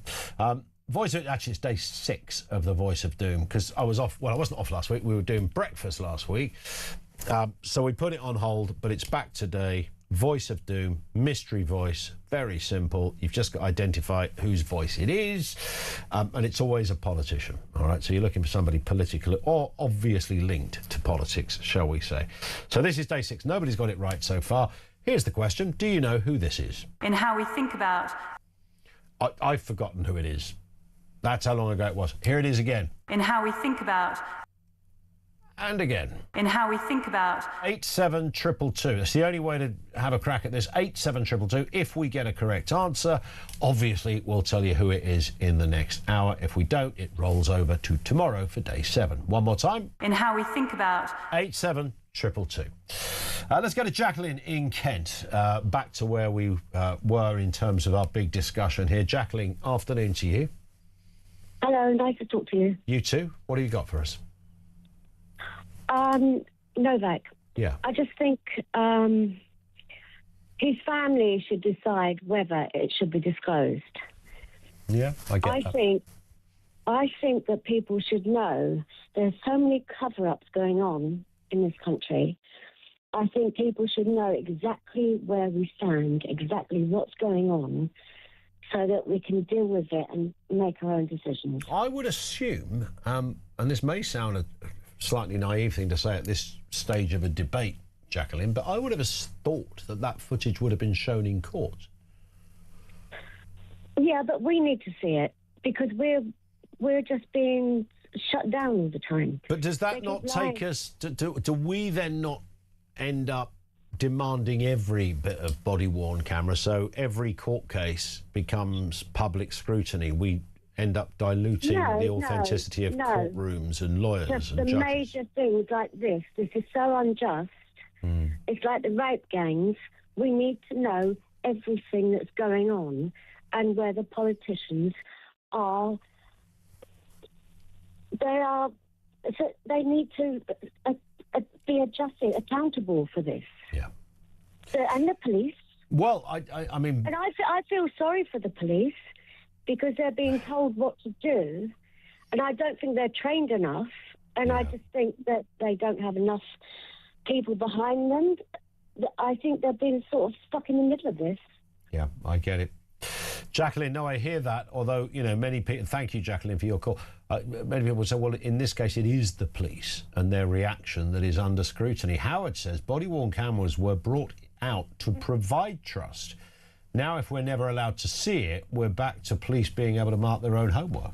We know where institutions doing that leads. But, of course, it would be argued, Howard, that a court case will see it. It's not kept confidential. It is required and needed in the correct time. Often it is released, of course. I mean, it's not like we've never seen footage released. It's reasonably regular for certain altercations and moments, in the same way that we see CCTV footage quite regularly, where there was a story last week of somebody who was killed after some young lads drove at horrific speeds. Was it like 130, wasn't it, in a 30?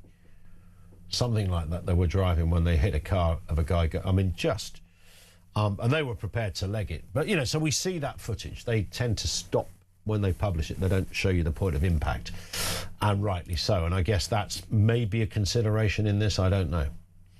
Let's talk to Grace down in London. Grace, what have you got for us? Good afternoon. Hi.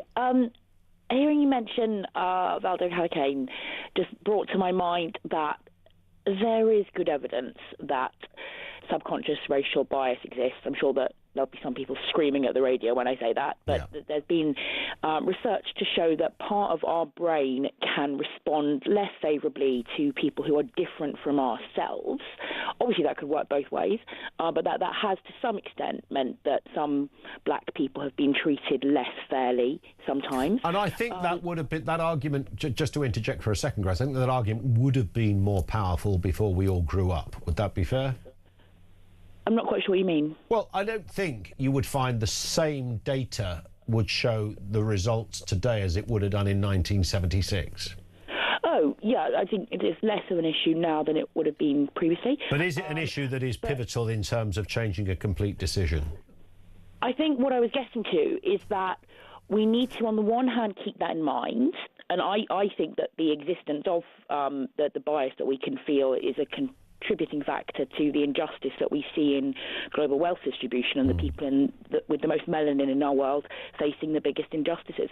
But at the same time, you cannot resolve that problem just by saying, OK, well, then we won't deal with Valdo Calacane's mental health problems.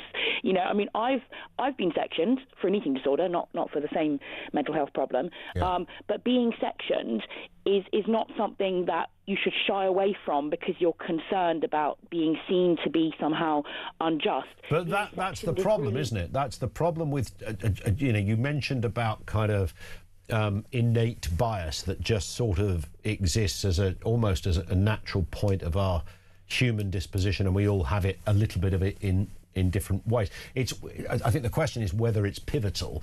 You know, if somebody has got sort of something obvious happening in front of them and said, look, here's a man stealing a red car, but he happens to be, you know, I don't know, have ginger hair or something, and you've got ginger hair, so you go, well, I'm not sure. I mean, it's obvious he's stealing you're not going to be able to dispute that, so I can see the problem. But, of course, you know, what we've now got is a situation where we have, you know, we've clearly modified that, and we wouldn't, with a case of Valdo Calacane, surely say this was down to anything but ineptitude when the authorities decided that they didn't want to keep him in some kind of detention because there was an overrepresentation of young black males. Well, exactly, because you can't deal with the problem by just looking at the outworkings of any particular system. You have to think about the root of the problem, and then in the day-to-day, you have to treat people as equals. If you find that they're not being treated as equals, then you need to look at how you deal with that deeper down at the root. But you can't fix the problem. It's the same with employment. If you think that people of colour are being given too few employment opportunities, you can't really solve that by then just saying only people of colour can apply for these jobs, because you haven't actually fixed the underlying issue, and you're just treating people differently on the basis of pigmentation, which just leads to more hostility. And of course it works in lots of other ways, you know. So there's a big old boss, he's interviewing somebody, he discovers the person he's interviewing also went to the same rugby club as him, you know, they're both white, and, you know, the other candidates are all white or whatever. He gets the job because there's a certain synergy with a certain candidate. I don't know how you fully legislate for all of that. I think most people want to give a job, you know, the guy's still got to be able to do the job. But you take the point. Listen, Grace, thank you very much indeed for that. Let's get a voice note on this issue from Mart. Stephen Lawrence, when he was stabbed, he was wearing a puffer jacket, and very little blood was seen initially because the blood was pooling in the base of his back, in the jacket. So that wasn't spotted straight away. I'm an ex-police officer, and I've attended a few stabbings in my time. One in particular, I remember, a young lad had been stabbed, and he'd been run through with a samurai sword and then stabbed a second time in his abdomen. He got a nice little sucking wound in his chest, very little blood around his abdomen area. There was one or two other injuries as well, but there was very little blood. A lot of it is internal. Just thought I'd bring that point. Okay, take care.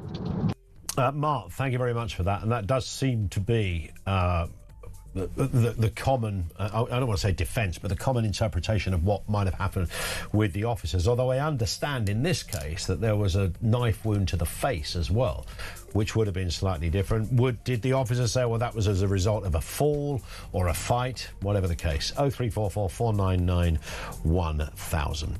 We'll have the voice of doom. Have we got a winner? Find out after the news. Right now, 3 o'clock.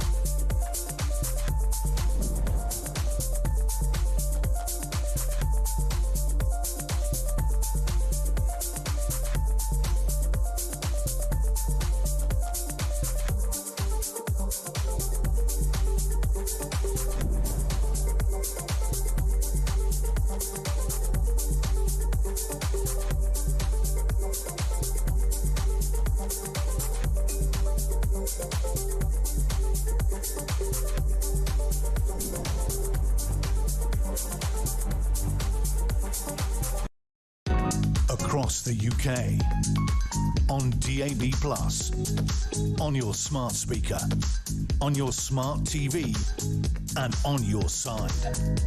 This is Talk.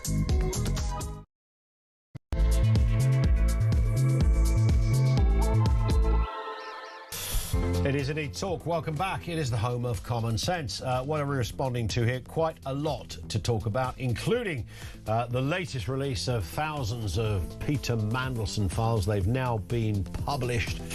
All manner of speculation as to what the detail might be.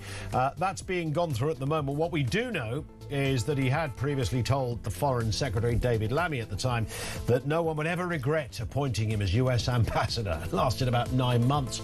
Then he had to walk the plank. We knew he was wrong. And then, apart from Keir Starmer, who decided, despite all the evidence around him, let's run with it anyway because it'd be good for business. More details on that. Also, pressure mounting for the disclosure of body-worn footage capturing the final moments of Henry Novak's murder. When law enforcement arrived, they chose to restrain the victim instead of the man responsible for his death. This was Vikram Digwa, who'd made an allegation of racism against Henry, which resulted in the police dealing with that rather than the fact that he was dying on the floor of multiple stab wounds. And Chancellor Rachel Reeves is facing criticism over a £5 million pension raid affecting roughly 3 million Brits. This came from her last budget, introducing a £2,000 national insurance exemption limit on annual contributions, a move seen as penalising those saving for retirement.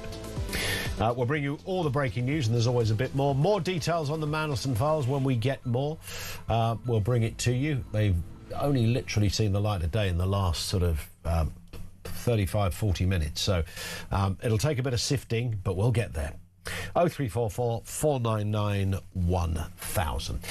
Good afternoon, Ian, says Dorian. Did Murrell, this is Mr. Murrell, Mr. Sturgeon, did he buy all the toilet rolls as he knew what was about to hit the fan? I would need them, says Taff in Dover. It's a very good point. It's almost the best part of that story. No, nothing's going to beat the camper van, is it? Howard says, in fact, I think I did read Howard's one. David in Leicestershire. I can understand your view that seeing the body cam footage would be disturbing. However, our police have proved time and time again that they are politically captured and cannot be trusted. They lie and are potentially complicit in Pakistani rape gangs, make up false details about football matches in Birmingham and the two-tier policing nationwide. For these reasons, the footage should be released. The liars will be shamed and Henry and his family will know his death was not in vain. I wonder, thank you, David, for that. It's a strong view, but he's not alone in having it, I can tell you that much. I wonder whether his family have seen that footage, and I wonder whether that footage was played. It's inconceivable it wouldn't have been played to a court. Surely they would have played, it would have been pivotal, one would have thought, at some point to court proceedings. Now, let's move to this. If you are saving a few quid, hoping you'll have a bit more extra in retirement, you could be scuppered. Around 3 million working Brits will be poorer after Rachel Reeves's £5 billion pension raid. Let's speak with Holly Mead, the money journalist. Holly, good afternoon. Good afternoon. Give us a little bit of detail then as to what happened here. How does this translate? What's Rachel Reeves done? And why are people going to be worse off? So this is all to do with a way that you save into your company pension, and it's offered to about 7 million workers, and it's called salary sacrifice. So when you save into your pension through your employer, some companies go through the route of salary sacrifice, and it's a way of effectively you're agreeing to get paid less, and the difference goes into your pension, but it means you pay less tax overall. That's the benefit. And that's been a real boon to people over the last few years when we've seen this horrible fiscal drag effect where the income tax bands have stayed the same for a lot of years and they're going to stay frozen until 2030. It's been a good way for anyone who's... Holly, you've just frozen at that precise point. We will try and get Holly back on. Yeah, we're working on it. Don't worry, we're working on it. John in London says, do you think young Henry would want people to see exactly what happened on the night he was murdered, or would he want it to be swept under the carpet, as you suggest? Says John. I don't know where you would get the term swept under the carpet. My point is wider than just one, much like the way that we deal with court cases. We don't go on emotion. You have to go for overarching precedents. Do we want this to be, just get rid of courts, John, in that respect, and just do it on Snapchat and Facebook? Hey, here's some footage. What do you think? You lose context, you lose nuance, you lose interpretation, you lose imperatives of time. All of that is the problem. We saw it with the Manchester footage, for goodness sake. Would he have wanted it to be seen? My arguments are twofold, really. One is that I don't think we should all become armchair judges and jurors. I think that's a bit of an uncomfortable way to go. But I can see the seductive argument as to why it might work. But secondly, I wonder whether something as graphic as that has any place in the public domain. That's why in a civilised world we have environmental context for things. Stuff that doesn't get released publicly because it's too... You've only got to look at social media now. It's a dirty old place full of pervos and weirdos. Every now and again you'll get, a good, a reasonable news story that starts quite well on social media, but it takes almost next to nothing for the pile-ins and the shenanigans and the horrific way human beings speak to each other, the interpretations, the claims of the new media, which take about half a second's worth of testing to prove that this is nothing like a new media. It's a form of media, by the way. So let me rephrase. It's a new media. It's not the media now. I think it was Musk, well, he would say, he owns Twitter, doesn't he, that made that point. You are the new media now. I find it fascinating when it comes to social media that this argument, when we're talking about what kids see on it, it's nearly always about taste and, should a child be, and often a bit of bullying thrown in there as well. I just think the most extraordinary, glaring examples of fake news is so live and rife on things like Twitter. I have no idea how it still exists. I have no idea really why anyone's on it. It's literally a litany of just lies and caricatures and parodies, and then you get into the bullying and the horrible stuff. And look, there's a beheading video, there's an oral sex video. That's not meant to be daytime viewing for anyone, is it? It's all of that. It's just Wild West. And fine, do you know what? Fine, give it a context, but don't authenticate it as if it's something real. So the idea that that would become a place where people would decide and judge what is okay is extraordinary. 0344 499 1000. Holly Mead, money journalist, is with us. Sorry, Holly, you froze in mid-froze. I wonder what was happening there. I thought maybe the Russians or something had tampered with the system. You were giving vital... No, the government tax policies are so boring that even my internet shut down over it. It's fair and reasonable, I think. You were brilliantly explaining to us exactly what this was all about and what it was behind. And I think you got to the point where saying, well, the initial idea that Rachel Reeves had come up with was actually there's a tax incentive for this, but there is a problem further down the line. Yes, so what I was saying is if you earn around a tax threshold, so if you earn around £50,000 and you're about to start paying 40% tax, with salary sacrifice, you can sort of bring your wages back down below that limit, so you never pay any 40% tax. But the trouble is, where the government has frozen tax thresholds, more people have been taking advantage of this completely legitimate way to save into a pension, and the government are now losing out to the tune of about £5 billion a year in tax through this. So they have decided to stop it. So it's a bit treating the symptom, not the problem, one of those things, because actually the problem is that the tax thresholds are not rising in line with our wages or in line with inflation or in line with our living standards or our cost of living. So people are having to find workarounds. And if we addressed that bit, perhaps people wouldn't be taking extreme pension saving measures. I do. It's interesting, isn't it? Because all of this stuff, if you think about it, you get an announcement from the government. It's very rarely, I don't think, Rachel Reeves didn't sit at home with a little sort of moleskin notepad going, I wonder what I can do with the pensions. Clearly, there's an entire department, thousands of people work in there. Some of the world's top financial brains and financial lawyers are in there as well. These schemes are there, they're floated. Some governments take them, some reject them, some modify them, etc. But they're made invariably, and this is not a swipe at Rachel Reeves, any chancellor, I was listening to the new health secretary who made a new announcement about something or other this morning. I thought, he's only been there 5 days. It's not like he suddenly came up with this announcement. This is already in the pipeline. So I'm not suggesting the civil service works completely independent of government, but the behind the scenes work on how we make pensions work going forward, how we can make retirement work going forward, whether it's private, public or whatever. I mean, this is a flipping minefield, Holly, isn't it? Yeah, it does. And it's just so hard because we already know that as a nation, we are chronically undersaving for the future. It's really hard to find spare pennies and pounds to save at the end of each month already.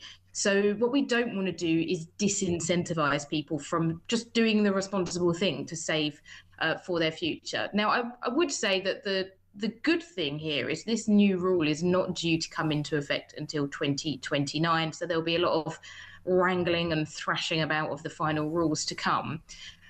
The government obviously doesn't want to miss out on 5 billion of tax take a year. I can completely understand that. So what it's doing is saying that the limit is now, they're going to set a limit now on the amount of pension that you can enjoy the tax dodge on. Essentially, dodge is the wrong word, to £2,000. So you can still use salary sacrifice. You can still absolutely save into a pension. But for anyone that was kind of doing it just because it made sense from a tax perspective, it becomes a lot less appealing. And I think that that's a problem because people perhaps are paying in more than the minimum because of this at the moment, because it really does work out to be a proper saving. And once that's taken away, I think there's just this fear that people will default to just the minimum payments again. And that really is just creating big problems for the future. Indeed. Holly, thank you, as ever. Great to have you with us. Holly Mead, money journalist. Yeah, trying to get your pensions sorted out and trying to work out what's the best investment, what's the way to do it, how are we going to fund retirement going forward, what's that even going to look like? It's a flipping nightmare. This kind of stuff loses me. I find the financial stuff, it's a bit like betting. I mean, there's a lot of correlations with betting, of course, but getting me to understand odds, it's 5 to 4 on, 6 to 1, 7 to 9, 9 to 7. Well, I don't believe me. I've tried. It's a bit like kind of Bitcoin and cryptocurrencies, trying to work that out. Some things are not meant to be understood. You're better just asking somebody who thinks they understand it, and even there, the room divides. Let's go to Jill in Cornwall. Back to Nicola Sturgeon. Jill, good morning or good afternoon to you. Good afternoon to you. I tell you what, Jill, we're going to try and get you back on a better line because that one's clearly knackered. Carl in Blackburn says, Ian, the problem with the poor Henry case is that these days there is no innocent until proven guilty, with white individuals against people of colour when the race card is played. And as for the footage from the body cams, it should be used for legal recourse against the police officers only, as the public are always going to read what they want. However, if there is evidence of negligence against the officers, they are still entitled to a fair trial. Yes, absolutely right. And again, I come back to the Manchester attack, and we saw it all over social media. And it's been said today, can the jury not see what's happened? Obviously, the jury did see that. They saw it 1,000 times. They would have seen it in the courtroom. They'd have probably been able to watch it multiple times during that case. So clearly that was not just the question in that sense that they were asked. There was a bit more to it than that. And that's the bit you don't get. But when we do it as kind of on socials and the like, we're stuffed. Have we got Jill back? Oh, Jill is back. Jill, hello. I'm so sorry. That's all. Well, it wasn't your fault. Well, the weather's bad today, and I think the signal is a bit iffy. Yeah.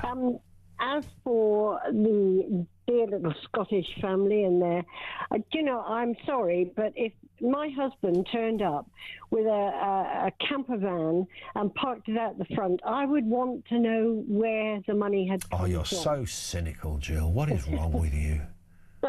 When did we lose the point of marital trust? Well, the camera, she even said, didn't she, on her initial press statement, because I remember reading it out saying the biggest item on the list I didn't even know existed. And then you think, well, OK, that would work if we knew she'd never, ever been to her mother-in-law's house. Do you know, I think she's typical of so many politicians that are running this country, and the fact that they are incompetent when it comes to dealing with finances, what they promise to do and everything else. And forget that even the fact that she's a politician, most married people, if if I turned up with something like a camper van and parked it, my husband would want to know where I'd got the money from in order to Jill, I've just noticed there's a camper van in the front garden and some bars of gold in the kitchen cabinet. It's a bit weird, that. The other stuff, I think the other stuff, 4 coffee machines worth about 9,000 quid or something. Well, now, I like a coffee machine, but we had a cursory look the other day on Selfridge's and John Lewis's website, and I think the most expensive one we could find was 2,000 quid. So God knows where he got it. It was anything. Everything was excessive in as much as... I just can't believe that she could be head of a political party, running a country, Scotland, and so... ignorant and incompetent. But do you think, Jill, because I was looking at this, and you're right, I mean, this is the most, and I don't want to be unkind, but Mr. Murrell is not exactly somebody that looks like a flash, ostentatious character. He looks like a flipping accountant. He looks like the kind of bloke that you would really avoid having a pint with, because the conversation would become dull very quickly. And I know I'm stereotyping here because he's not, we don't exactly see him on a Channel 4 panel shows or anything, but he doesn't look like the kind of bloke that would be into all of that kind of crystal, cut glass crystal decanters and salt and pepper shakers. And did he have a disease? Did he have an illness? No, he just had the availability of money that. But why did he? But all that stuff, what's he going to do with it? Much of it he couldn't do anything with. I just can't believe, I cannot believe that we're accepting what she says now. Oh, well, not we, but some people are accepting what she's saying now, that she did not think there was something going on. She must have. And I think that now she realises that if she admits to knowing there was something going on, that makes her... Well, but I was talking to somebody at the weekend about this. Somebody said, look, Netflix shows or documentaries are made up of these weird premises where you think, surely you would know. And then you watch the whole thing and you go, actually, do you know what? They didn't. It's not like we haven't seen weird stuff like that happen before. Don't get me wrong. I don't believe that either. But the idea that she would not have been a little bit suspicious. She must have. I don't think they have any children, do they? They don't have any kids, and they both earn good money, so this would be one of her defences. Perhaps some of it he put in the loft, or maybe he put it in the camper van. I don't know. I mean, he bought an oak library ladder. I know. For a bloke that lived in a two-storey house. I mean, I don't know where his library was. Unless it was to reach that glass bit in the roof of the camper van. Well, but B&Q will do you a little step ladder for about 20 quid, so... I'm sorry. I just feel that even as a married couple, forget the politics side of it and forget the fact that she was leader of a political party and everything else, and their wages obviously were good. But I think I would still want to know where did the money come from? Why have you bought such and such? I can't believe that she didn't ask any questions. Where was this? I can't remember what the value of the salt and pepper thing was. It was about 3,000 quid, wasn't it, or something for this thing. Where were they in Nicola's kitchen, or were they in the camper van, or were they in his mother's kitchen? Because if they were in Nicola's kitchen, it's game up, isn't it? Well, of course it is.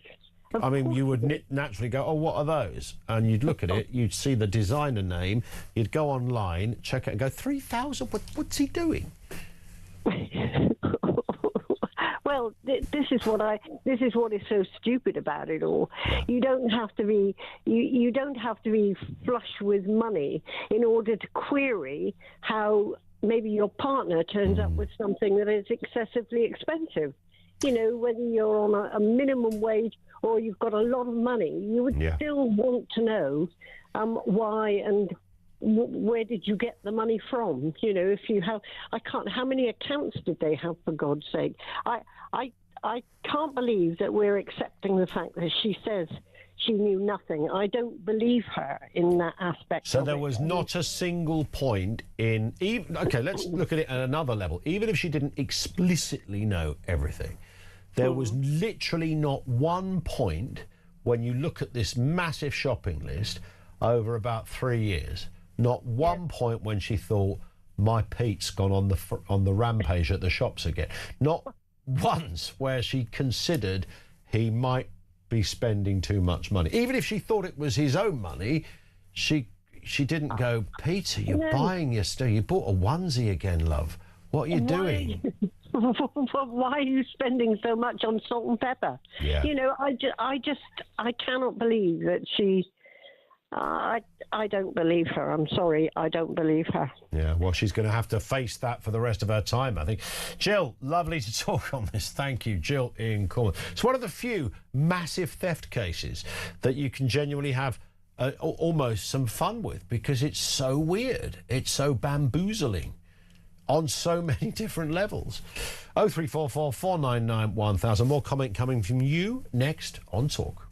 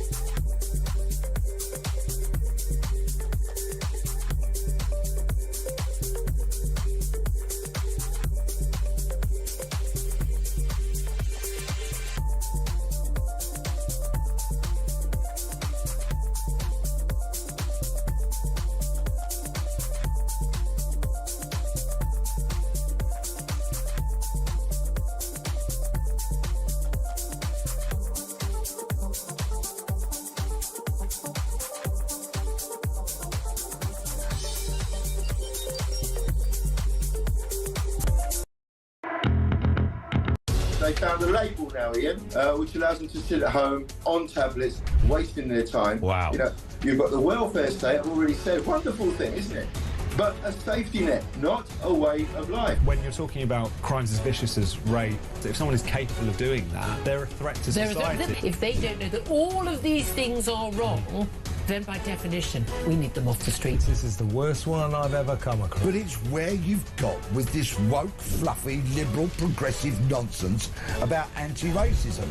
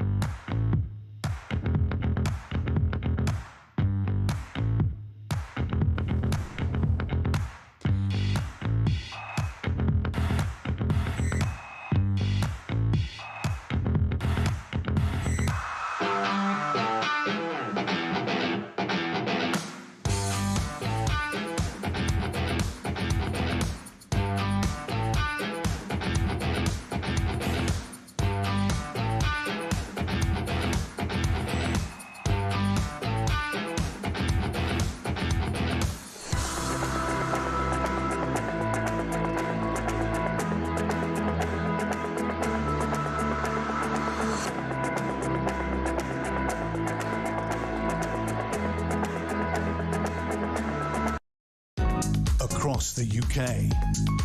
On DAB+, on your smart speaker, on your smart TV, and on your side. This is Talk. It's Talk 0344 499 1000. Let's just quickly do the voice of doom, by the way. The voice of doom, of course, it's mystery voice, but it's political. So this is the voice we played you just before the news. In how we think about. The question was, who is that? These are some of the guesses. Claire Coutinho, Emily Thornberry, no. Caroline Flint, it is not. Tony Benn, no. Nikki Morgan, no. Rosie Writing, no. Caroline Noakes, no. Nadine Whittam, no. Chris in Epsom, no. Oh, sorry, that's our next call. No, we haven't got a winner. We haven't got a winner, which means it rolls over to tomorrow. Chris, how you doing? Yeah, I've got a funny voice, Ian, but it's not that funny. Are you sure? Well, I don't know. After a few drinks, it might raise a little bit. Gordon Brown is on your radar for some reason. What's happening? Yeah, I want to talk to you about Brown and then Sturgeon, if I may. Yes, go for it. Brown. Now, you've got to remember him.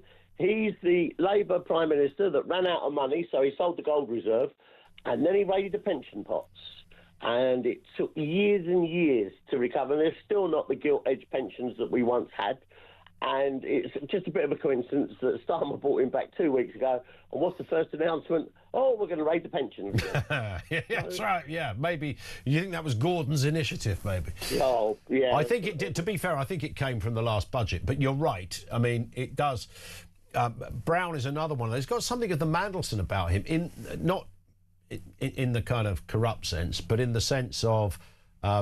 People used to look at, even critics would go, oh, I don't like that bloke, he's a bit nuts, but he knows all about money. And it's like, does he really? Does he really? Did he just kind of somehow hoover up that reputation? Nobody ever challenged it. They just assumed he was this studious kind of economic brain that knew what he was doing because he looked a bit scruffy and had a haircut like a maths teacher. I prefer to put Thatcher's twist on it, which is socialism works very, very well until they run out of other people's money. Yeah, I think you're right. I think you're right. I want to give you some context. Oh, God, what's his name? What's her husband's name or ex-husband's name? Murrell, Peter Murrell. Murrell. He stole £500 from the kiddie when he was working, when Alex... yes, he did, didn't he? When Alex Salmon was leader of the SNP. He stole 500 quid and they kept it quiet. Yeah, because Alex repaid it. And then you've got to put some other context into the squirming and wriggling that Sturgeon has been doing. She was questioned about the finances on the SNP's funds, which she failed to say that the two chief financial officers resigned. They couldn't find the auditors resigned. They couldn't find an auditor in Scotland, so they end up with an auditors in England who would only do it with the caveat that some of the paperwork was missing. Yeah. Then she appears on TV, right, and says that she knows this is the latest one with Kunzberg. And she describes how there's two driveways, and the way they approach the house, it's very difficult. You couldn't possibly see the 24-foot, £125,000 motorhome, but she was filmed wearing one of the watches that were purchased and using a pen that was purchased and using one of the coffee machines in her own bloody kitchen. But her point, her defence is, well, what's wrong with my husband buying a coffee machine or a pen? Well, yeah, but he did buy 4 coffee machines to the tune of £9,000. Well, where did the others go? Were they in the motorhome? Were they in his mum's loft? And did he bury them in the garden in a sort of sense of self-sacrifice of the sage machine? There's an even more important fact that people keep leaving out. There's a little over £200,000 that's still unaccounted for. Wow, that's a good point. That's a good point. Hey, here's an interesting coincidence, Chris. Gordon Brown has just popped up in the new Mandelson files. Oh, now there's a surprise. Lord Mandelson, this is just breaking, Lord Mandelson accused Gordon Brown of using Angela Rayner as an instrument of destabilisation. What the hell does that mean? That sounds like something you'd get from a cellar in Amsterdam. Those two have a deep-seated hatred of each other. The reason being that you remember when Brown and Blair were having their row. Blair had said he'd step down, but then he didn't, and he stayed on and stayed on and stayed on. He only stepped down and let Brown in after Brown agreed to bring Mandelson back at a later period and make him a Lord and bring him back into the cabinet. Well, I don't know if it's quite the chronology is quite that. I think he brought him because you're right, he did bring him back in, but I don't think Blair would have used Mandelson to that level of a take. I mean, is that such a great sweetener? I think what was happening is that Gordon Brown thought, I'm on track to lose the next election. I better look a bit Blairy about it. So let's bring back Mandy. Listen, Chris, I've got to run, but thank you for that. The full story here is this: so Lord Mandelson accused Gordon Brown of using Angela Rayner as an instrument of destabilisation.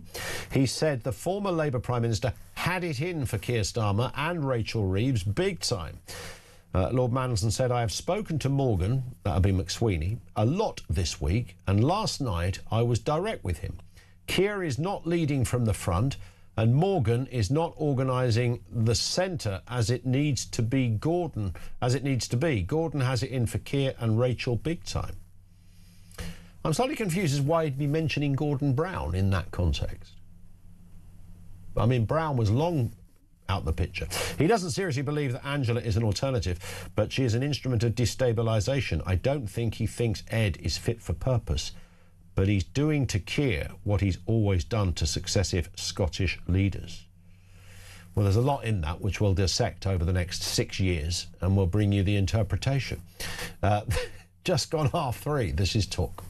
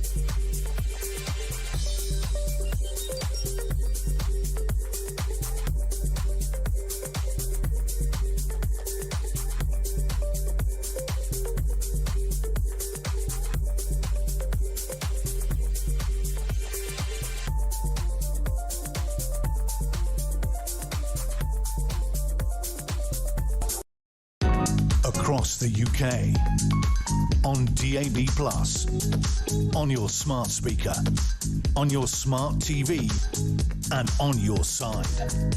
This is Talk.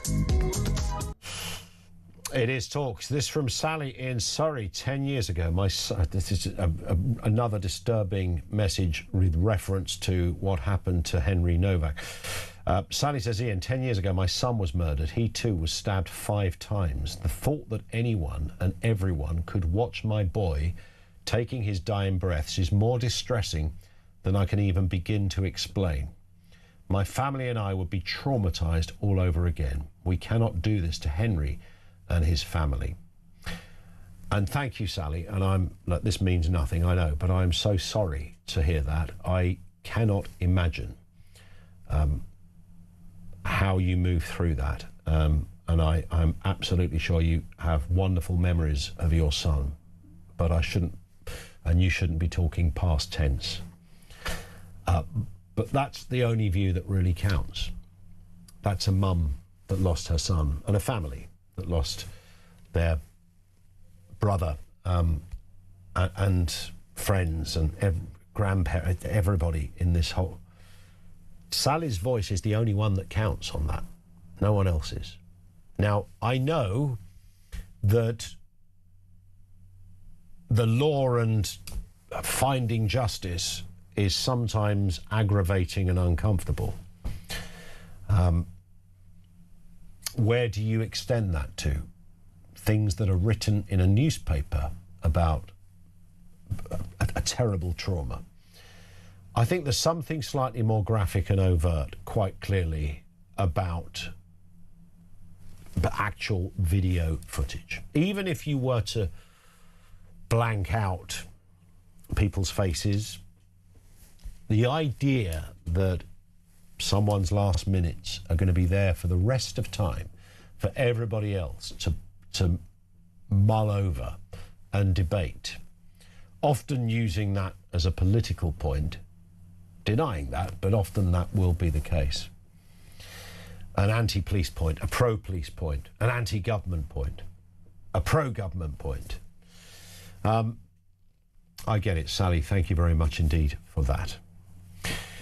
Also in the Mandelson files, Lord Mandelson accused Keir Starmer of dodging the media and avoiding all risks. Talking about a forthcoming visit to Washington, the peer said Downing Street wanted to avoid him having any encounters with journalists. The media prep is interesting, he told Pat McFadden. Completely reductionist for Keir, want to avoid any encounter with journalists that might involve him answering a question. No sense of opportunity for personal projection. Just avoid all risk. Always the same. And perhaps that kind of feeds into our belief that Keir Starmer's not very good at being a Prime Minister. So let's avoid as much of it as we possibly can if it comes to cameras and journalists. Because he's not very good at that, is he? He always sounds awkward and clunky and there's nothing particularly natural or normal about it. 0344 499 1000. Now, in tandem with the ongoing fertility crisis, we've talked about this a few times, a robust child-free sector is expanding with hotels, restaurants and vacation packages promoting the sense of relief that comes from avoiding kids. Does this apparent growing disdain for children contribute to a broader demographic challenge facing the British population? Child-free zones. Let's speak with Mary Wakefield, commissioning editor at The Spectator. Mary, good afternoon to you. Good afternoon. Thanks for having me. It's a pleasure. So is that what this is all about? That it's just, you know, child-free, there's money in child-free experiences? Yeah, there's money in it. And what I've noticed is a lot of talk, both in person, from friends of the younger generation and online. It's this sort of growing disgust for children almost. That you sense around the place. And I think it's really important to make it clear there's a distinction between what we're talking about here, a disgust for children, and just the general annoyance with kids that we perhaps all have. You know, this isn't about kids being noisy in restaurants or being badly behaved these days, whining. It's about a mood that is a dislike of children just for being children. Not for doing So this doesn't necessarily mean kids behaving badly. This is just the idea that they exist almost.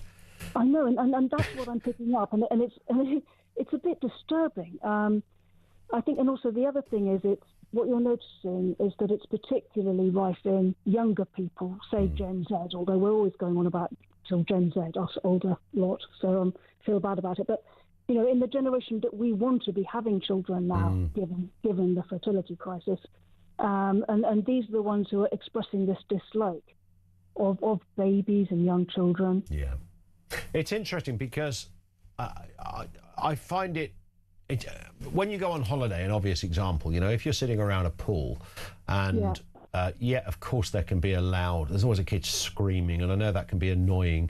And every time they jump off the slide into the pool, they scream louder.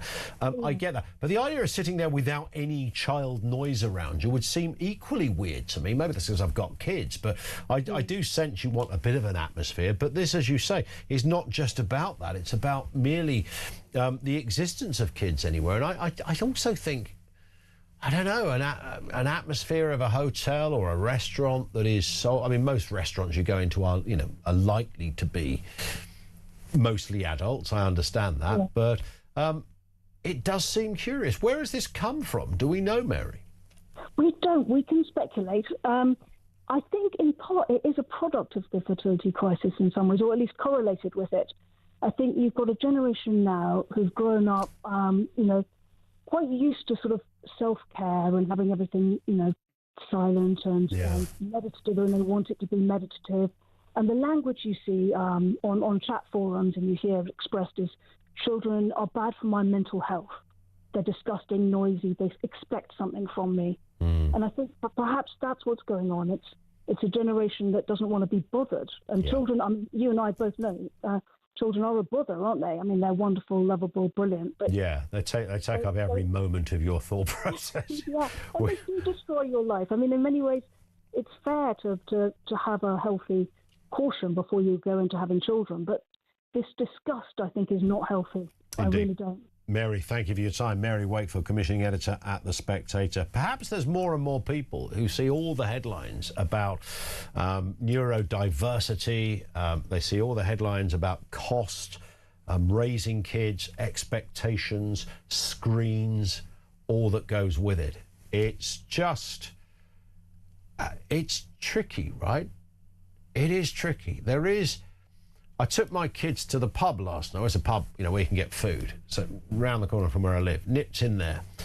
And it was just me and the kids. And we took some colouring because they said, can we bring our iPads? And I said, no, you can't bring your iPads. Okay, so no iPads. What are we going to do then? I said, well, the sun's nice. Bring a football. There's a nice big garden. You can play football outside. Great. And then I said to my younger one, do you want me to bring some colouring? And he said, yeah.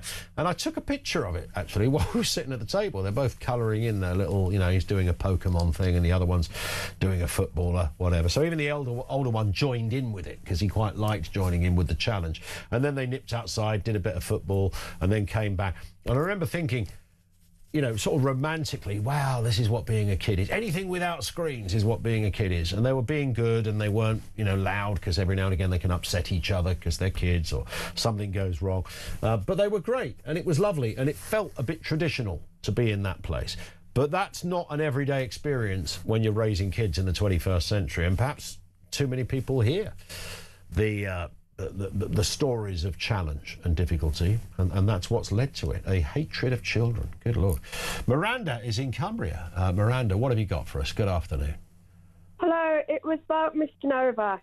Yes. And my father, who was a forensic scientist, he has retired now, were discussing this, and he said the first job of the police was the preservation of life and to preserve the crime scene. Yeah. And all they had to do was ask, where have you been stabbed? And at the end of the day, when you think about it, one man claims racism, the other man claims that he's been stabbed.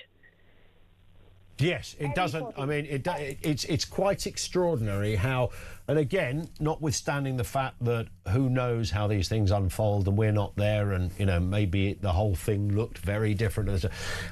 It's a big ask for us to not conclude exactly what you've just said. As a bloke saying, I've been racially abused, that's terrible, that can be dealt with. There's another bloke going, I've been stabbed, and I think that's. He won't have been standing. He will have been on the floor. And he couldn't breathe. He was on the floor and he was telling them he'd been stabbed, and I think they said, no, you haven't. And he probably was extremely breathless because he couldn't breathe because the blood inside his chest was pushing against his heart and his lungs. And if they had phoned an ambulance immediately, they will never know whether that lad could have survived. Yeah. You just never, ever know. And for that chief of police or whatever you call him, to say, I mean, how offensive is that for his parents to see that he said, well, he probably would have died anyway. How dare he? I mean, it's just...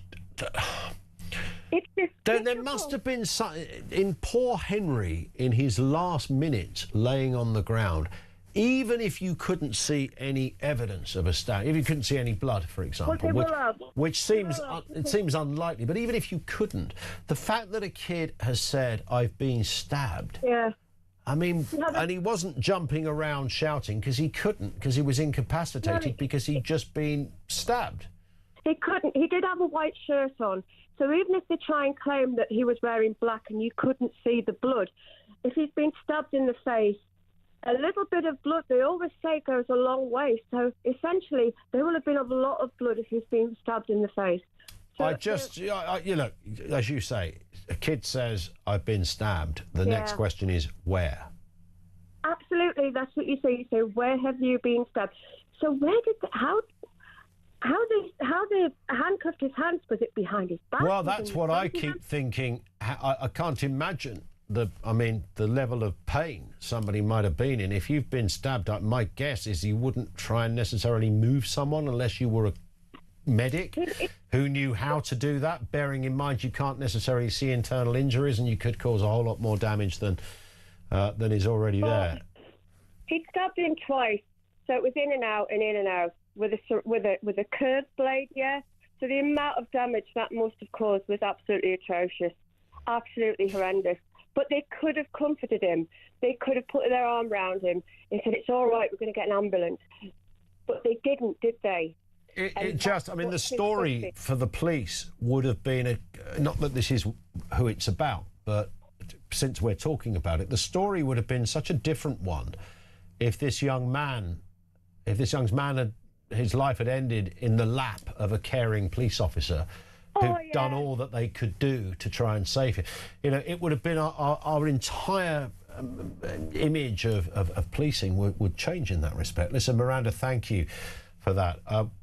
Perhaps we will get that detail at some point. I genuinely, I don't want to see footage of this. I would understand the need, I think, some context, because no copper turned up at a scene and went, right, if there's an injured white kid here, let's ignore him. No one said that and no one thought that, but it amounted to that. So what was going on? What have we got? The rest of the Mandelson stuff is out there, the second set of the Mandelson files. Here's what we've got so far. Mandelson told David Lammy he would never regret it if he was appointed ambassador. Mandelson refused to hand over messages on his personal phone.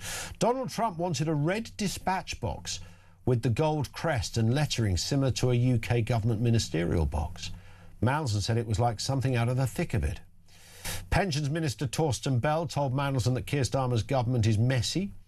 Mandelson told former Transport Secretary Louise Hay she could come back to government after she resigned over a phone scandal. Remember that? She caught, I think, claiming insurance, wasn't it, on a phone? This was early days of Keir.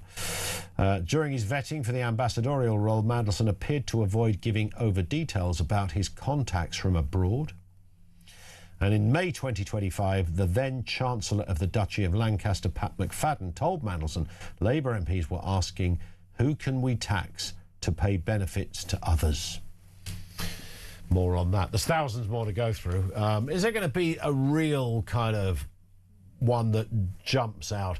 Darren Jones, who's the Chief Secretary to Keir Starmer, is currently speaking at the dispatch box on the Mandelson files. We might dip into that after the break, but these things tend to be pretty grey and rather drawn out, and you have to trawl through an awful lot before you find the crystal.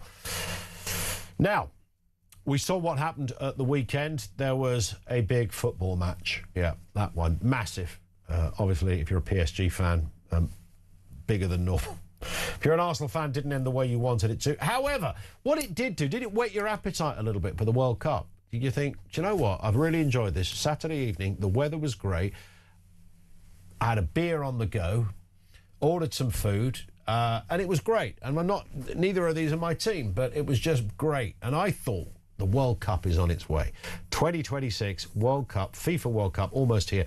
And thanks to Adidas, the tournament's official match ball supplier, our friends at TalkSport are giving you the chance to actually be there. Adidas is sending you and a friend to Dallas to see England-Croatia.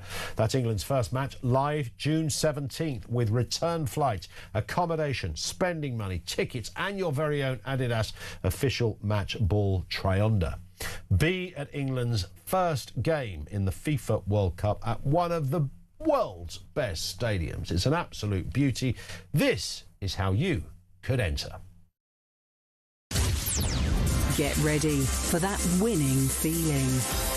For your chance to win, head to talksportwin.com or text TALK to 83338. Texts and online entries cost £2.50 plus your standard network rate. Or call 0343 418 7260. Lines close 1st of June 2026 at 4 p.m. That's when you'll need to answer your phone if it rings. 18 plus UK residents only. This is a network promotion. See full terms and conditions at talksport.com/win. So for your chance to win, text TALK to 83338 now. Full T's and C's at win.talk.tv.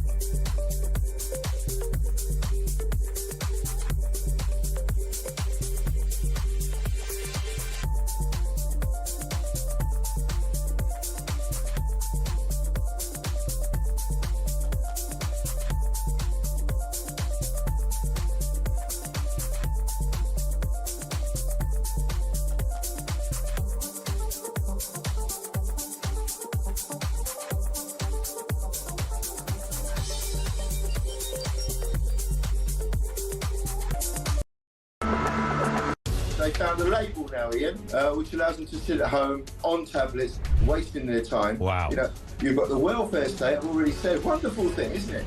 But a safety net, not a way of life. When you're talking about crimes as vicious as rape, if someone is capable of doing that, they're a threat to society. If they don't know that all of these things are wrong, then by definition, we need them off the streets. This is the worst one I've ever come across. But it's where you've got with this woke, fluffy, liberal, progressive nonsense about anti-racism.